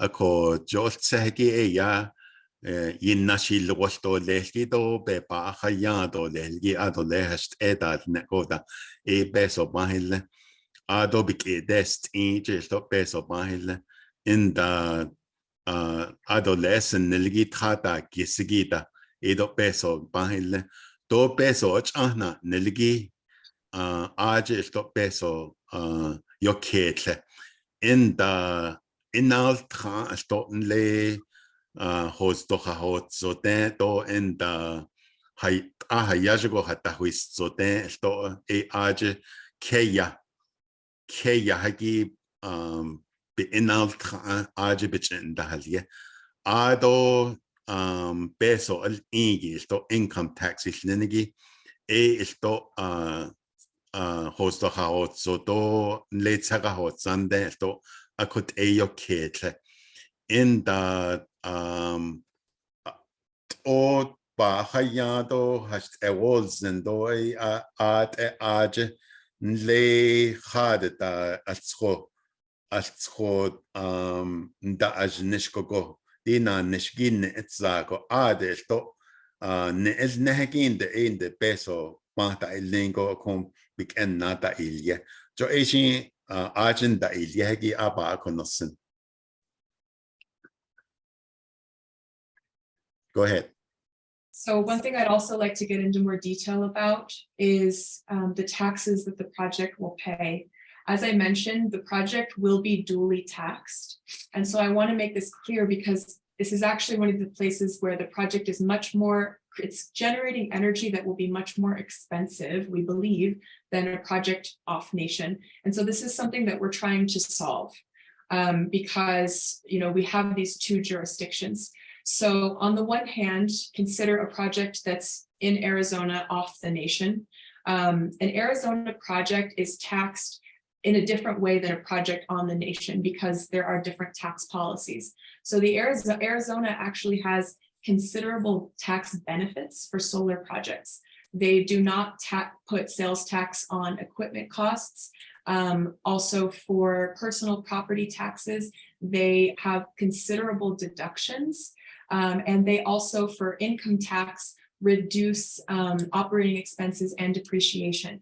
And so when you put that same project on the Navajo Nation, the tax policy completely changes. The Navajo Nation does have slightly lower tax rates, but the basis of the tax is considerably higher. All of those exemptions that I just mentioned for solar, for depreciation, even just additional reductions of the tax base, they actually don't exist for our project on the Navajo Nation. And so this means that a project on the Navajo Nation has significantly higher taxes.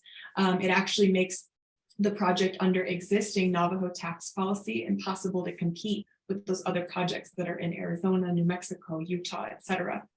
And so what we're trying to do is just, when we're talking about land payments, like what's possible here, until this Navajo tax policy issue is resolved in a way where the nation is receiving fair tax compensation that also creates a competitive project. At this time, there really isn't a lot of room to change the land payments or increase them because this tax issue is a very key issue, not just the dual taxation, but the fact that existing Navajo tax policy is incredibly high. We have had several meetings with the Navajo Tax Commission, with the head of that office, to address this issue. We've sent very detailed memos describing this issue. They're interested in working through it. but we still just don't have clarity on this issue right now. So I just want to make sure that everyone is aware of this right now. This is something that is working against the project and that we're working very hard to get clarity on to see what else is possible. Có đi quay ya hạt nãy kia ya inal thải có chế đến nãy bị cái ya chế inal thải đồn lệ hos đồ đen inal thải cho ít sana khi có ít bị chế as la cho đồ lệ chế lệ có xe ya hos đồ chế khảo cho ya bị chế sla đồ lệ đến nãy bị cái ya bị cái Dit ego del neko ella slala the neto in the host dojeto a code di host doja hot zoge ya dit ego shanting bitsado at an klishil neko go ella od abda in nishko ya inal kaigi oyo aho yago da yishi do sango na heliego da yishi oyo an deidel ki aje kot de nebe ke ya je do hot eda trobic as lago hot ego bi da in niche bin in de nebe ke ya je inal travel yegi I see what that na as kid na halen net de joyet ati pesendel nestene hat ego da oyet yago endo nilgi and the ben dealness issue RJ what about Conosindo Janila. Go ahead.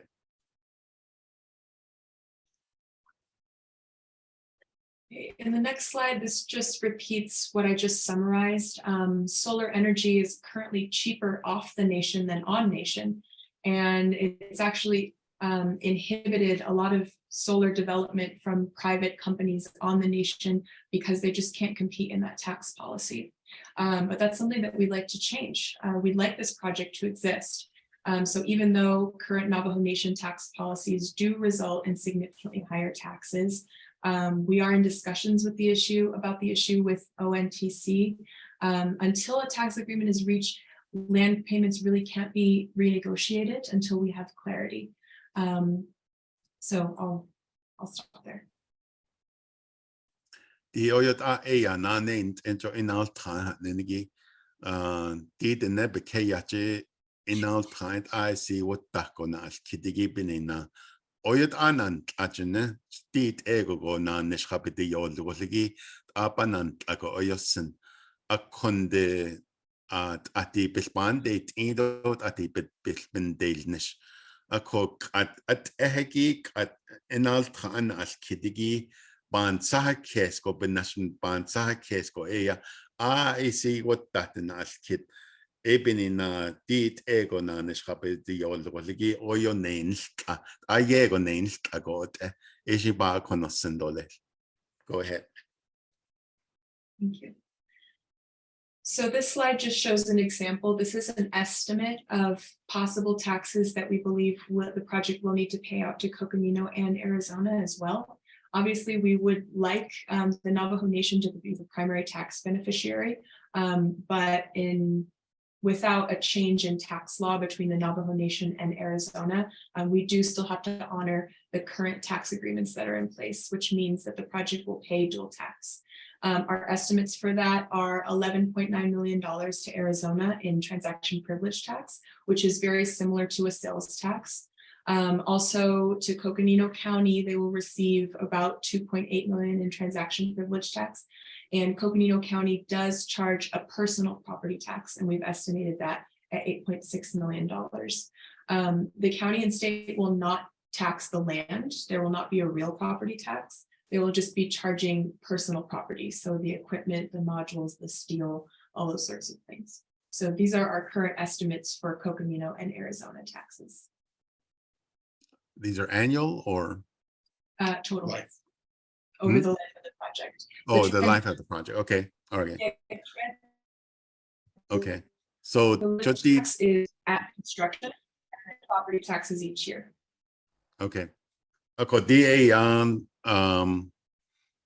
le host tochiko inaltando liesigi ado in the Coconino County aje hahot zogi hayajago hahot zogi ajago bichindo liesigi yahalne Jod Arizona Transaction Privilege Tax for liesigi ya 11 na asahate satsate Estana kids at the mili nsagi ajago bichindo liesla Nana Coconino property tax linigi aje ya se bide do ba se bide mil sagi do ba an tos the nes not din the mil akone lago aje bichendo liesla Nana Coconino transaction privilege tax linigi na kidemil sagi do ba an se bide nes natin mil yaje con la ajibich and doliesha ishiba konosin. Go ahead. Clara, we'd like to talk about the next steps. Perfect. I'll turn it over to Clara. Okay, thank you, everybody. Thank you so much. So the next steps from here are we would like to work with the community vote on a resolution for the expanded acreage that we mentioned and work with the community land use plan committee and chapters on planning issue. There's a lot of good questions that we have in the Q&A that I know we'd like to get to. So we can talk about next steps. Mr. Delmar, I don't know if you want to explain this piece, but we do need a new updated resolution from coal mine for the expansion. Kokachin yam kodola hatilat ati satnahoto nesigi ishin kodo banda diting. As sehegi ya de sekonte yend do jahla de na sos. Be atanohotet ahi anidigi nille na kidemildo ba na din yaheta hatiliae ke yahatet ane la benane dot asigi aj ben yena sos la hanada no nilto be benat dot jala eshin setole na kikonage ya o ahilna aneshigi aj club do in the chapter because ajit not ani esto ay besendel ni so lesson. Go ahead.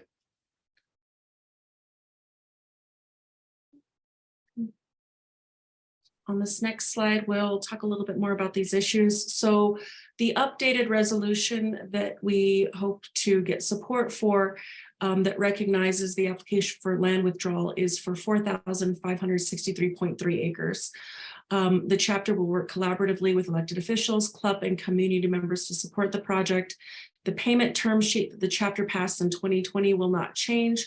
The amounts overall would go up because the acreage would increase. Mm-hmm. So that's important to note as the dollar figures do increase.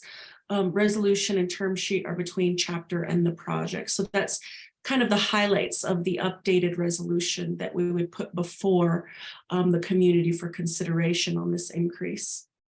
Mr. Delmar? Ko segi yadi na sospe atanohotet ahigi anidigi Asian hanada do nila ko aje tsekonje partners ne level has adoshin ye landa do seshigi bakahat ila jot oye dan ya na kide mil do an se bidenes nothing do an se bitin a kohon sogo kaya bitnel ahagi bitnel gogo hat ala yak at asahat the mil do an stradenes nothing do se bitin tra a kon sogo binane dot gogo binyet na sos hanada dot nil a kot at echo yati the mil do an Ashladenes nothing do an strantin do an tra a kon sogo behanada dot nila ado and the bekego ne ya the partners nile did na nihinan ato in the chapter land use planning. Aji yata nahas tanigita in the keda hat inigi aided at and jonogo a hisendal nishkoko yisendal nishkoko di kendo kahagi Asian bendas nisto lesasto nana nile na kidemilo an na tin yihaheta ni iliedo lesligi keya benash ni iliedo lesligi hat zaya et akot edo lesjene a kodide di na sospeta na hoto ahagito in the keya ben yen iliedo lesligi jo Asian ya ado chapter common chapter partners in the libras ado doti kojita initiation a kwe yisla that ado yisla kidnals nisto less. Go ahead. I'll take the next one, Clara. Okay, great. I'd also like to mention that some of the next steps are just, we would like to collaborate with CLUP and the chapter on some of the upcoming issues. We already mentioned LGA certification, so that's something that we'd like to partner on and discuss. We've also talked about employment, local workforce development, connecting with local groups that are interested in employment for the project. Other things are housing plans. Construction workers will need local housing. That's also something that we are interested in developing, as well as a traffic plan. We want to make sure that construction traffic to and from the project is not disrupting the local community when you have market days or local events like the fair. And so we want to make sure that this project is not disruptive, but it actually increases the benefit for people in the community. So our engineers are ready and willing to present to the club committee. They actually have a lot of experience in this particular area and a lot of local connections. And so they would be happy to present on some of the traffic plans that we could propose, and we could come up with something together so that in that way the community is involved in the planning for this project. So in addition to the land withdrawal expansion, we also want to make sure that we're collaborating with the community on some of these issues. A coco deep in the hat at nanish benahat ado lesligi cho ya ade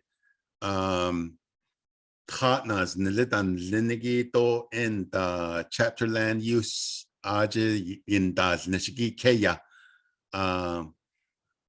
in the ahagi e beslichitadil nishtanit zinjanela jo altse is zohagi ya did that tingo chide asnana linigi dohat ego da ya di acquired the has anigi and das tingi dohat ego da yinist at the dolegi e job and the dit ingenila Asian koje an hip kodo yindaz lesigi aita sakol no aje club bilhajo bispan da dit intan nana hogan has agil toti naz nishi hat ego da pa apa na has ado lesgit da iniste stop ba na hatot ingenila nana and da aita da inishigi de sesk ebahogan that edo in the chian da hanni goda ado in the late chidina zizin nata paskoda that at a job belikil del nishko konde big ehta hadol nishnila ako ade hat ela de no sinla nihilban da dot ilchne. Go ahead.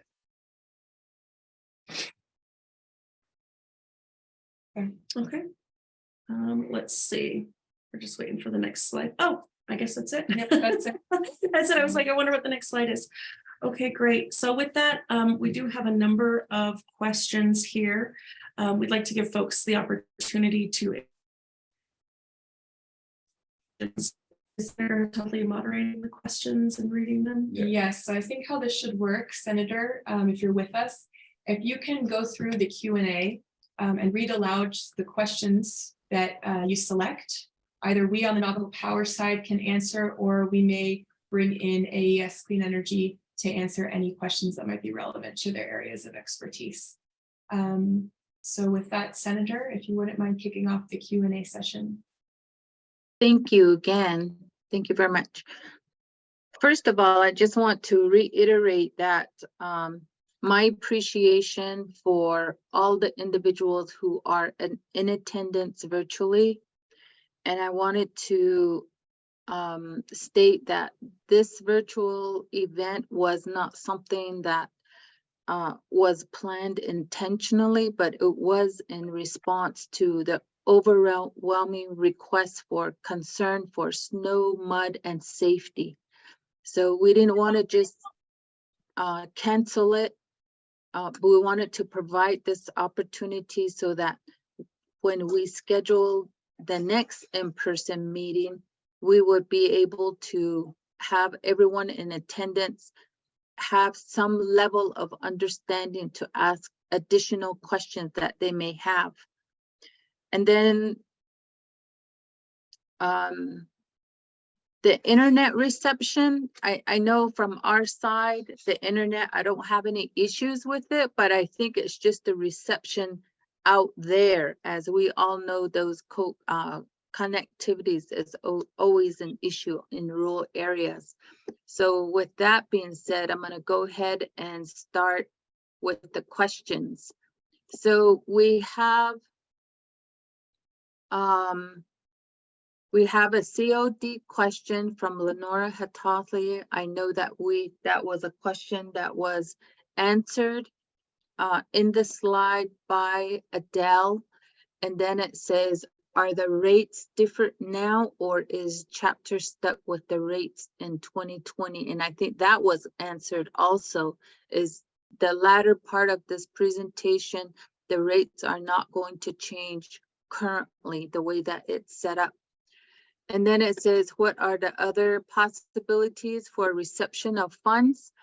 Again, this was, I believe, answered in a few ways. One is that there was a grant provided by Indian Collective on behalf of Navajo Power to Tulani Lake Enterprise. So Coal Mine Chapter is able to access that in that process of certification. So while this from today forward to the start of the project, we can access those fundings to become certified. So there's a resource. Once that certification has been made possible, then yes, those are channels of funneling the funding to the chapter. And then we have a question by Jessica Kitso. I know you can't share names of grazing rights holders, but can you share how many have been identified? And I'm going to go ahead and give that back to Claire. Yes, thank you, Senator. Thank you for the question, Ms. Kitso. Yes, we can't share the names, but we can share how many. We were given a list of valid permittees, of 17 valid permittees that we had to gain consent from. Thank you. And then another one by Ms. Kitso. Aside from attending the chapter meeting for approval of the first resolution, how many community forums has Navajo Power had? Thank you again for the question. We've had 18 to 20 forums in each chapter community, so a total of about 40, split equally between Cameron and Coal Mine Canyon. In addition, we are typically on the ground quite often, not only related to the project itself, but being just good stewards and good partners, making sure that, you know, for a good example is one of our colleagues, Mercy Andrews, who's also on the line, is constantly doing outreach and delivering during the storm. She got together with the Purina factory here in town to make sure we could get dog food delivered for animals and things of that nature. So we try to stay very consistent and very visible. Additionally, during the COVID pandemic, when things were shut down, we continued to do delivery of items and things not related to the project, but just because we think it's really important to stay active and visible in the community. So thank you for the question. So here is a statement by Ms. Peshlakai. Hello, thank you for the meeting being open to all. The land withdrawal is known as the Cameron area and along the LCR, Little Colorado River, but is under the jurisdiction of Coal Mine Chapter. There are homesteads directly impacted along the LCR that are not knowledgeable of this project. Coal mine, this jurisdictional discrepancy of what is physically known as Cameron, inaccessible by coal mine, yet under coal mine jurisdiction is not obvious in the presentation. Photo of community outreach is in coal mine. And I think when we do have that next in-person presentation, that's where the clarity as far as the mapping, I think that's where that would be the best place to see the actual boundaries, the history of what has happened and how it became the coal mine project really goes back to, and I'm thinking that at that time, the director for the land department, Mike Holona, would be able to explain those boundary areas. So I think going forward that clarification would be pretty evident in the next in-person event. Yeah, no, that's Am I correct? Okay.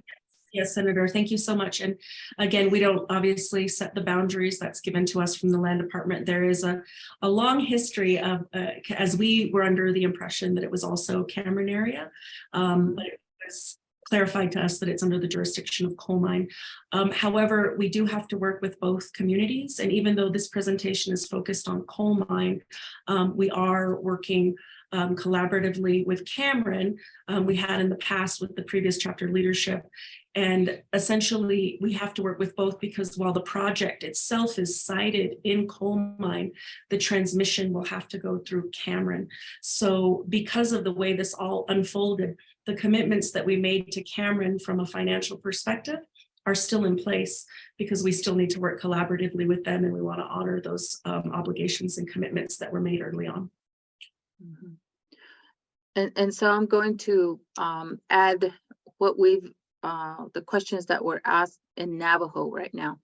So Oshin na ite kitiki shin sa Hatathlie edi sa iki e di the bebinal so stateo sosiki e she de kui e ya beta hosen di kwa kaya pan hat inige e shin e so it's ada e akona la e shin e di the bebinal so spilin ta has ada shin e akona la shin e yiji Hatathlie do shin e na shin hot a shin be a hosen selin ado de kui e ya is li di kwa panahat inigi le tsako hasanedo ado le no na ahasanje di pa haniki do pa huint inigi jo e aje bilnaho bilkhaz ago na al ego she de kuite e hut apik hasli Junte e di kwet a panahan egi e dints a date ado inda se beats a dako a ko skine zot the dat this din bi rako shin hut a she bihi a bilho a e shin hut a e na de kit ado e o ish ja ol na egi esto na de kit e di Any coded ndash go kon en hit isja Atalia en dash ege et do jo pa hozenda di ko et sakon hasane aj bewuji ki kaya ado di na hasane Cameron holiahiki edo I see di ko e das so geht doch jo pa hozenda ado shita din leda hot ego ya Cameron go jo hot buji akot di khote di takon hasana holiahi ada di ko ege to jo isja zenda ato hot el neta shin esto hot bach hot akonde di nas hol jesho judik at ko ege nal kiko hot abigije ya delti o pohotest aneta akot ego tota tati ninda isi en le tronanas dezete aje hajo has ago ko pa asanet lo hajo pa hatone jo hotza hot ya behotest jonta tatej chill adot o hayu ade hanne la de ko yas en he halodo ado hastish ado dat shin tahont ebenina o ahit da nastat dot da jeno jonte jashin dit out that il nil ado nas de ade ya esto hut athonanas des de hut pa nahatone akona kiko hut pa hanne dole ako ebenina di ko age akot ad hol jishgo shin doch ado shin stoppe isja at ol nil ado kaya aje pa haya jo aje not ani hollo Mike holona holia da shinta anhado gasto shin ko age shin yen hich yen hich hoto John leda tahot ida di ko atohojo be isja el neta akonda ade pa hotone sto ako de hut Thank you, Senator. Moving on to the next question is, are the grazing rights holders compensated? I know that during the last presentation back in October, there was some answers to this, but I'm going to go ahead and give this to Clara to answer. Thank you, Senator. Yes, the grazing rights holders are compensated. So we work collaboratively with them and obviously their legal counsel and the land agent who's there during the signing of the consent form. And they negotiate, what they would like to see out of that process. And so one-on-one negotiation with each of those consent holders. Okay. Brett, did you want to add anything else to that? Just adding on to that, like the compensation is for like damages. So it's impacting their ability to graze or causing some disruption in their access to territory they've been using. So the land department was very clear that the compensation is related to damages and impacts that affect the current use of what the grazing permittee is using the land for. And that's explained in English and in Navajo to the permittee by the Navajo Nation Land Department's land agent. Thank you. Edi kwana ede kitiki edi the bebenal so that they also see the ish I don't between the isia. John de edi kwa bahajil now ojene. Ado di nalie has gishin slato shin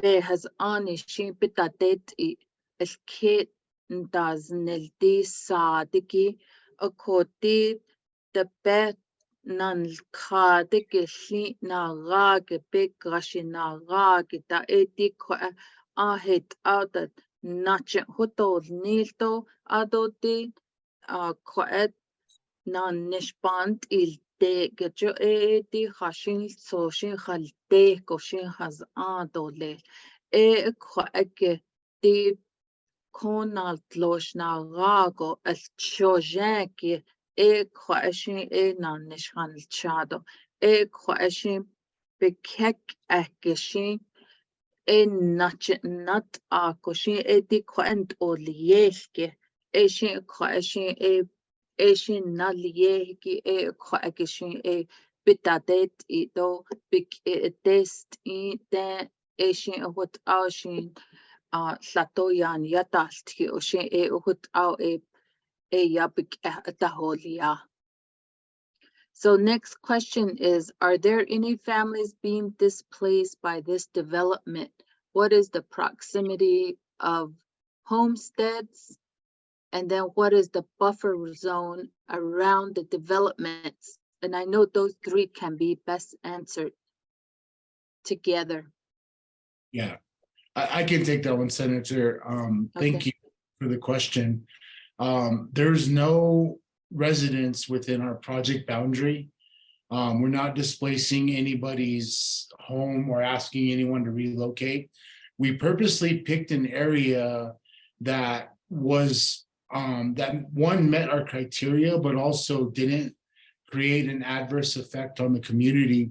We also avoided prime grazing land at the request of the local community to make sure we weren't taking grazing land out of rotation. So the area we looked at was impacted again by former AUMs.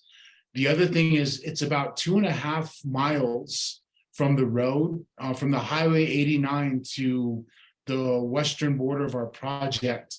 The nearest homesteads are, within, I think they're a little under a mile away from the project location.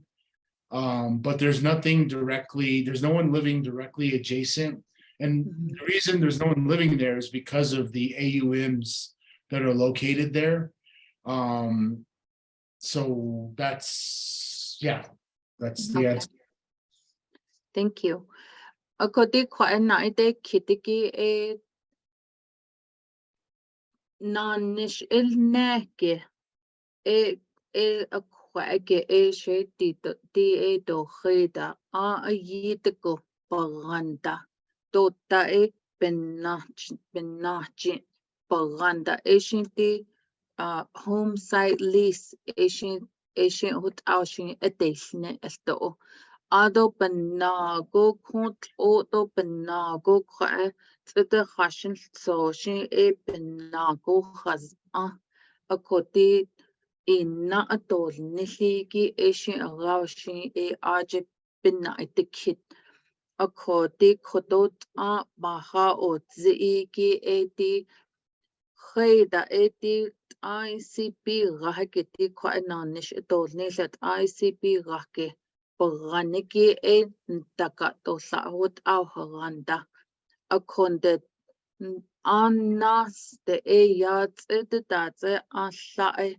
Sinsatra or the Wascojo Konzatashin that's it the Api the good Aquaketea Slahawan Dahawan Ado in the Benagoti Kwakea has Aniki Ye Kediki edit IEC ya naska Ado a hut ego kea hiki big itza Juhashin so she ya set trato trato Ado di atiniki yeon da atiniki da ajehiki jo enle na ahasanja aj atiniki ado di kwanash etol nilche she na kito na kitsen satra do na asnite she ad ako I see on it asahas go jo what ashi a kaya hagi a bakatnanish il netole. Moving on to the next question. Will planned road access paved or gravel? So I guess will it be paved or graveled? After 35 years, will it be reverted back to the original grazing permit holder, etc.? So for the road improvements, we are working with Navajo Department of Transportation and Arizona Department of Transportation to do the necessary improvements and planning to ensure that we have adequate access. Gravel is more than likely going to be the recommended improvement we have to do to minimize erosion and impacts on the road. Once their reclamation process is done, the permittees do not give up their permits for consent to this project. What they merely do is consent to the impacts from the project. So we haven't taken anyone's permit away, or we haven't reduced anyone's permit. The Navajo Nation just converts the grazing area into the classification of whatever is needed for the solar field. After the 35 years and the Navajo Nation signs off that remediation is complete, it'll just go back into the inventory and the usages of the people that are there will resume. So there isn't a, there wasn't like a reduction of anyone's land numbers. And there isn't a title to grazing permits. So in a way, like there isn't a set boundary for each permit. So each permit that exists in that area has equal access to the area once it's considered grazing. Thank you. Ado di kwa pan han iki e ya di na nish il neke e atin iki shimpin na atikit e da ze atlej go da ze il ne do da e da ze o di chitin le ado la et ze da ne gi de show di gita e di gita ze khoi di la e hut up be a hanne jo hut ado na de kit Jundai khotot a banahan na egi e a ita e ti pita holnehi ki to pita tet iki tin athin do hast atahal nahi e aj e the kuitishi e bis asasitli don hat ata atalia e binach eki e ba hozen go khodo o pansa kes go e ti tsazei e aj atini ki be is ne to le John jo e thota enta na to jo e hutat aho to e khwagi e bahozana e hut e do le adon naite kit e di kwa skona nish italia go khatin do ba shla na khade ade e ya sko elia go do e hasht e da holiago e ade da ze e di the pepinal sauce and de sauce ki da ze e aj ke ya ki bandet a to le a ko e di kodot a kodoha o zi ki e di the pepinal sauce da de yo sauce ki e a da de yo sauce to le Eshin aje e pepe has ani shin hollo e tot a tota to bete nida e a be a kondati kujina nish alsko ulyago e di kodo hasht e holyago e ad e kodo keya hasht keya ta Bakach ildan tahasleo e yukat na kago e be a hot do les e do hado nista e di benal sosta teos sosigi. Although it not quite night a kid going moving on to the next question. How many people are without power in coal mine? And are any Navajo power home projects happening in coal mine? I can take that one, Senator. This is Brett again. Thank you for the question. So we haven't done a full assessment in coal mine as to the exact number of homes without power, but we know it's pretty extensive. It's above 50 homes. Navajo Power Home has so far supplied power to 5 homes within Coal Mine Canyon's boundary. We are also working currently, we're in the process of closing a grant in partnership with the Navajo Land Commission office, where we're going to power 100 homes in the former Bennett Freeze region. So that includes, if it's divided evenly, it's roughly 10 homes in Coal Mine, 10 homes in Cameron. And we're focused on the most vulnerable. So elders on fixed incomes, veterans, those who, don't meet criteria to get lending. We're subsidizing those systems to make them extremely affordable. And we're also bringing in additional capital to address that. Once this project is complete, another contribution Navajo Power will be doing is using what we essentially call our Mission Delta Fund, which is a part of the project once it gets constructed, to be able to invest into off-grid solar. And so this year, hopefully Navajo Power Home will deploy roughly 120 plus systems in the former Bennett Freeze region. But we know coal mine is an extensive need, as is Cameron, due to the Bennett Freeze restrictions. Thank you. Although it is quite night a kid, it second Hassan Arjet a yadi at ish Nazd Iki the Kui a yard din Hawan dahas anogo a dope holunda.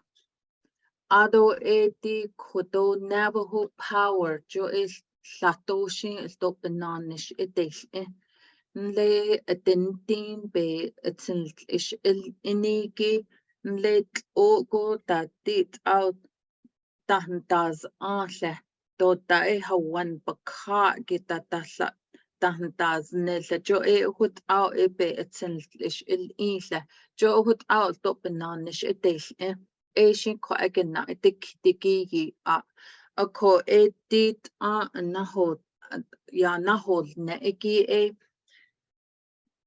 nahat hashin so ya atalia do ado atende be onish a ko dish g the kayat kin takon because anje it's easy edo hajo Bahozinda the Kui eti Hawan etin ishto Holoniki a kondo o kote Hashin son his Bahoziniki Jodi Navajo powered are the Kuida ade Yikhedo ado hot hatashin das khe a kod Eben and Sakis got the Latin that's a hot out ya a hot out that has a ko kudo sato sato nahat bin the height ahiki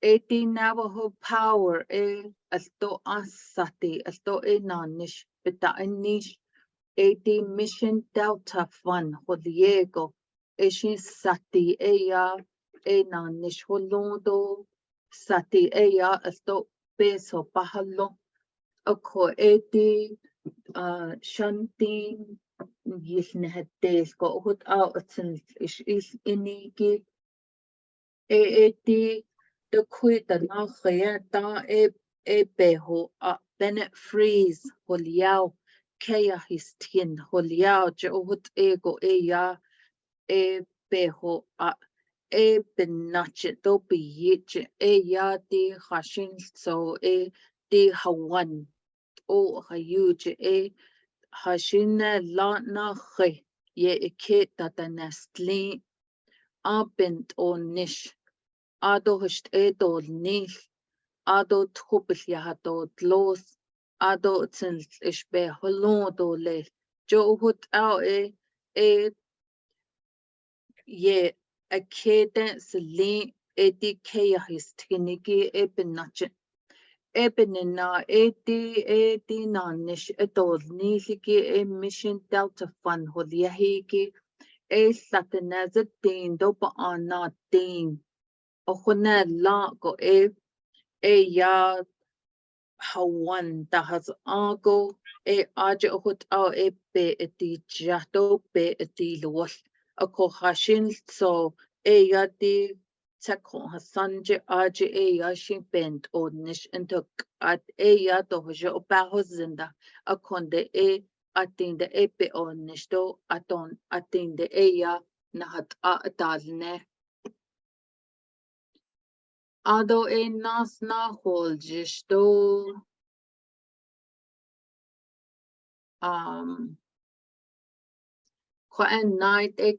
here's another question. Would the advancements in nuclear fusion technology hinder the anticipated cost of electricity that would be for sale?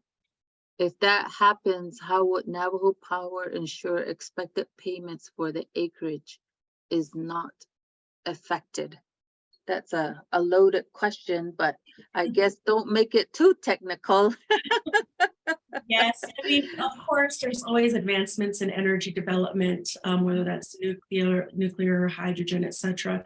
However, for this particular piece, it would be tied to a power purchase agreement, which would guarantee that specific rate. So it would not impact that dollar figure, the expected payments for the acreage moving along.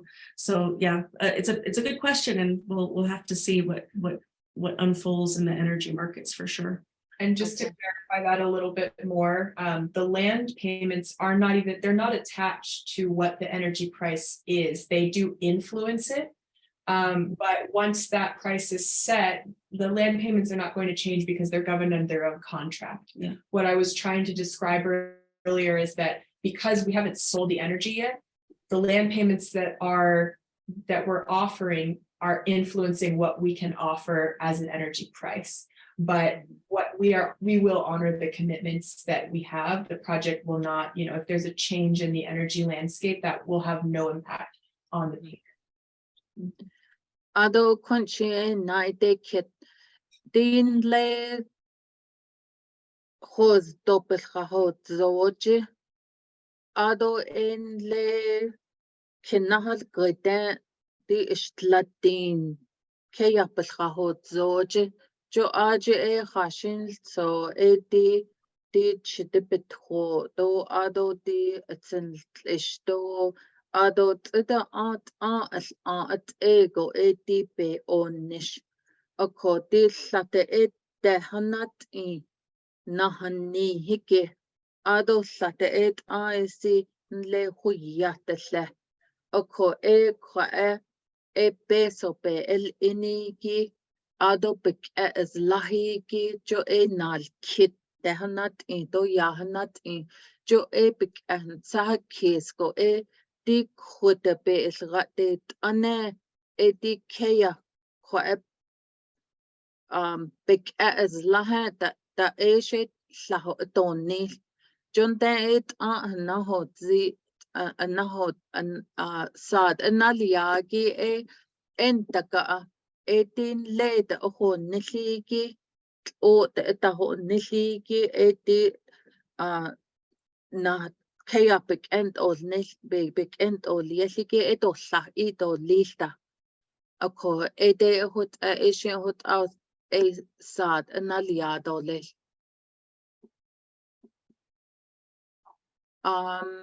and then real quickly, there was a scenario proposed, local 75 iron workers, trains and solar work. We have a workforce who are mostly from the Navajo Nation. This is a resolution to training and workforce needs. So if you could elaborate on that a little bit, that would be great.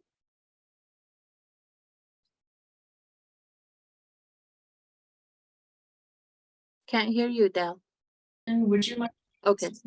Tanya, or would you mind addressing that question?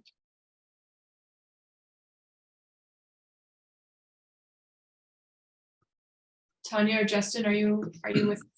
Yeah, so we're looking into several options. We do have currently as a company signed EPC contractors that are qualified to run these projects, but we would like to look more internally and keep it to the reservation. So we're currently looking and evaluating several options, and we'll continue to work through that.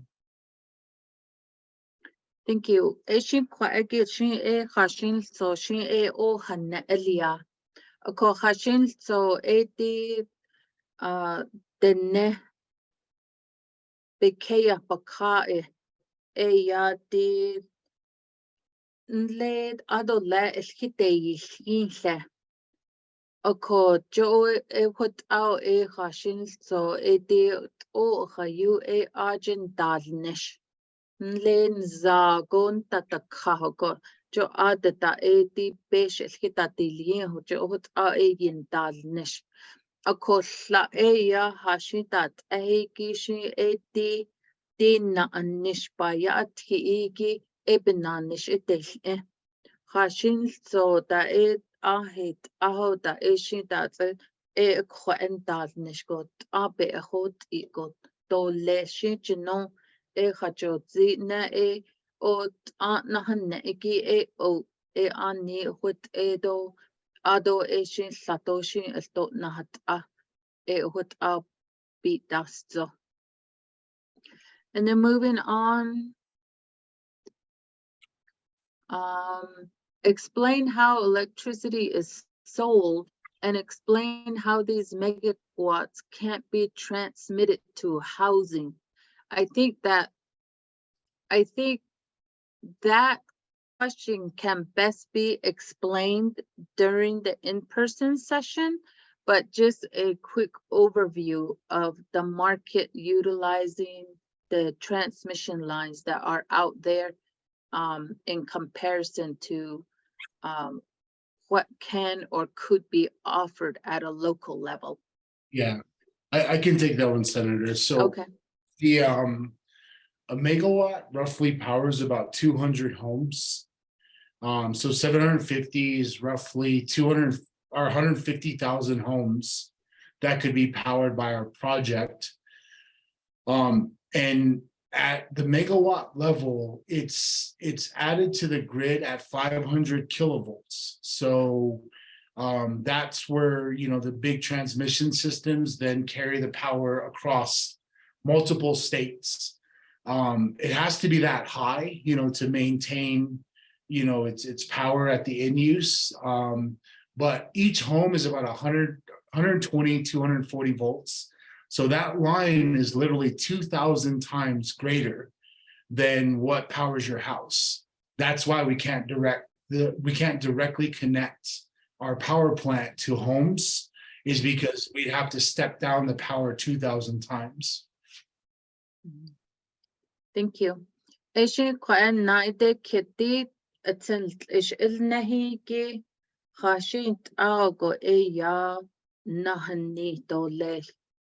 Ado edi atsen ish ilnahigi e khashit ao din le hawand kun hawand dazneli khashit do petit that dole. Jo hut ao naide kit. Junda kota ya na hold na edi atsin ish elneko ishi et ahosh shit o ahayu dole ishi ado edin le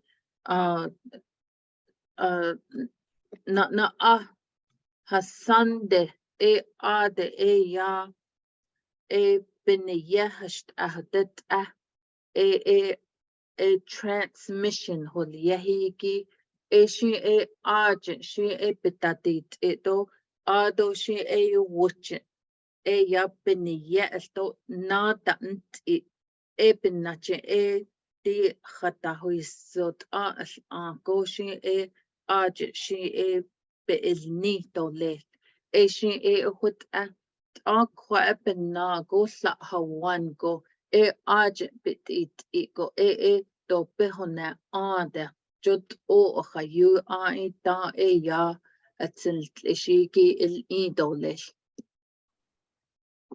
So next question is, and I think this is a question that was that we've talked about a few times. So just a quick explanation regarding this one. Does the grazing permittee compensation not include the loss or sale of their permit? Only signatory or land use of their grazing area. So this was explained earlier that the grazing permit is not being bought out. And then it's not being taken from anybody. All it is it's the compensation is in line with what the grazing officers and the individuals who have done the assessment, what those values are based on the impact and the damage to those grazing lands.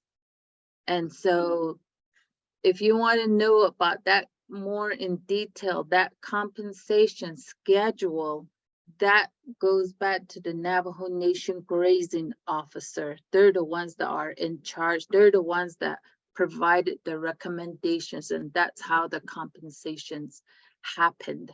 So I hope that that explains it. And Brett, do you have anything to add to that, or does that suffice?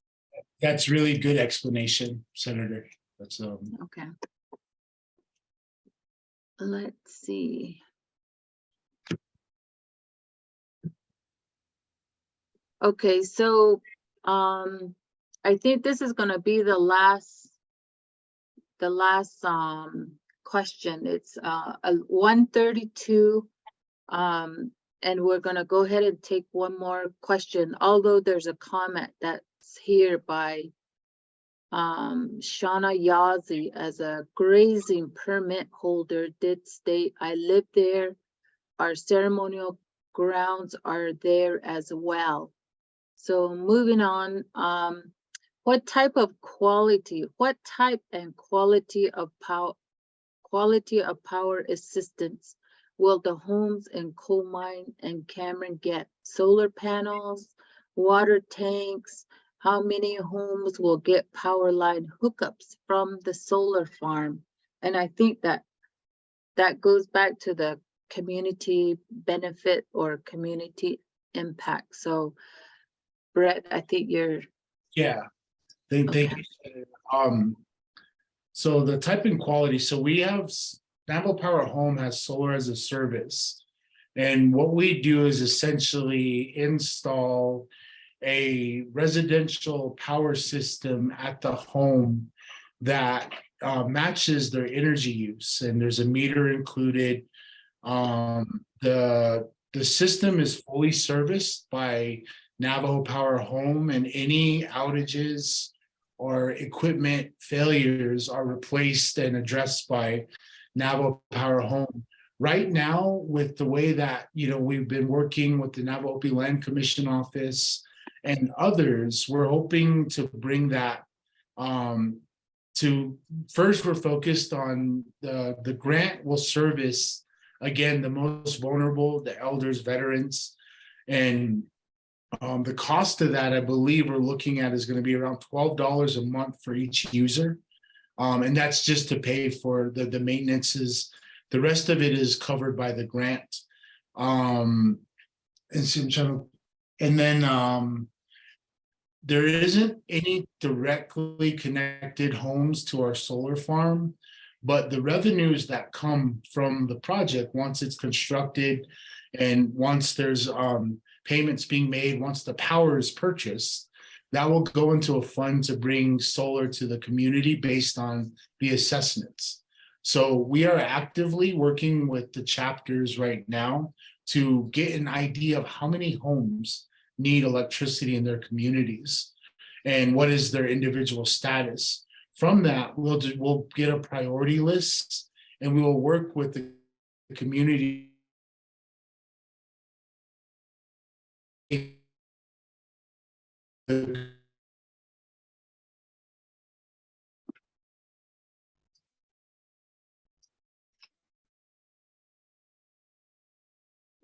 So I hope that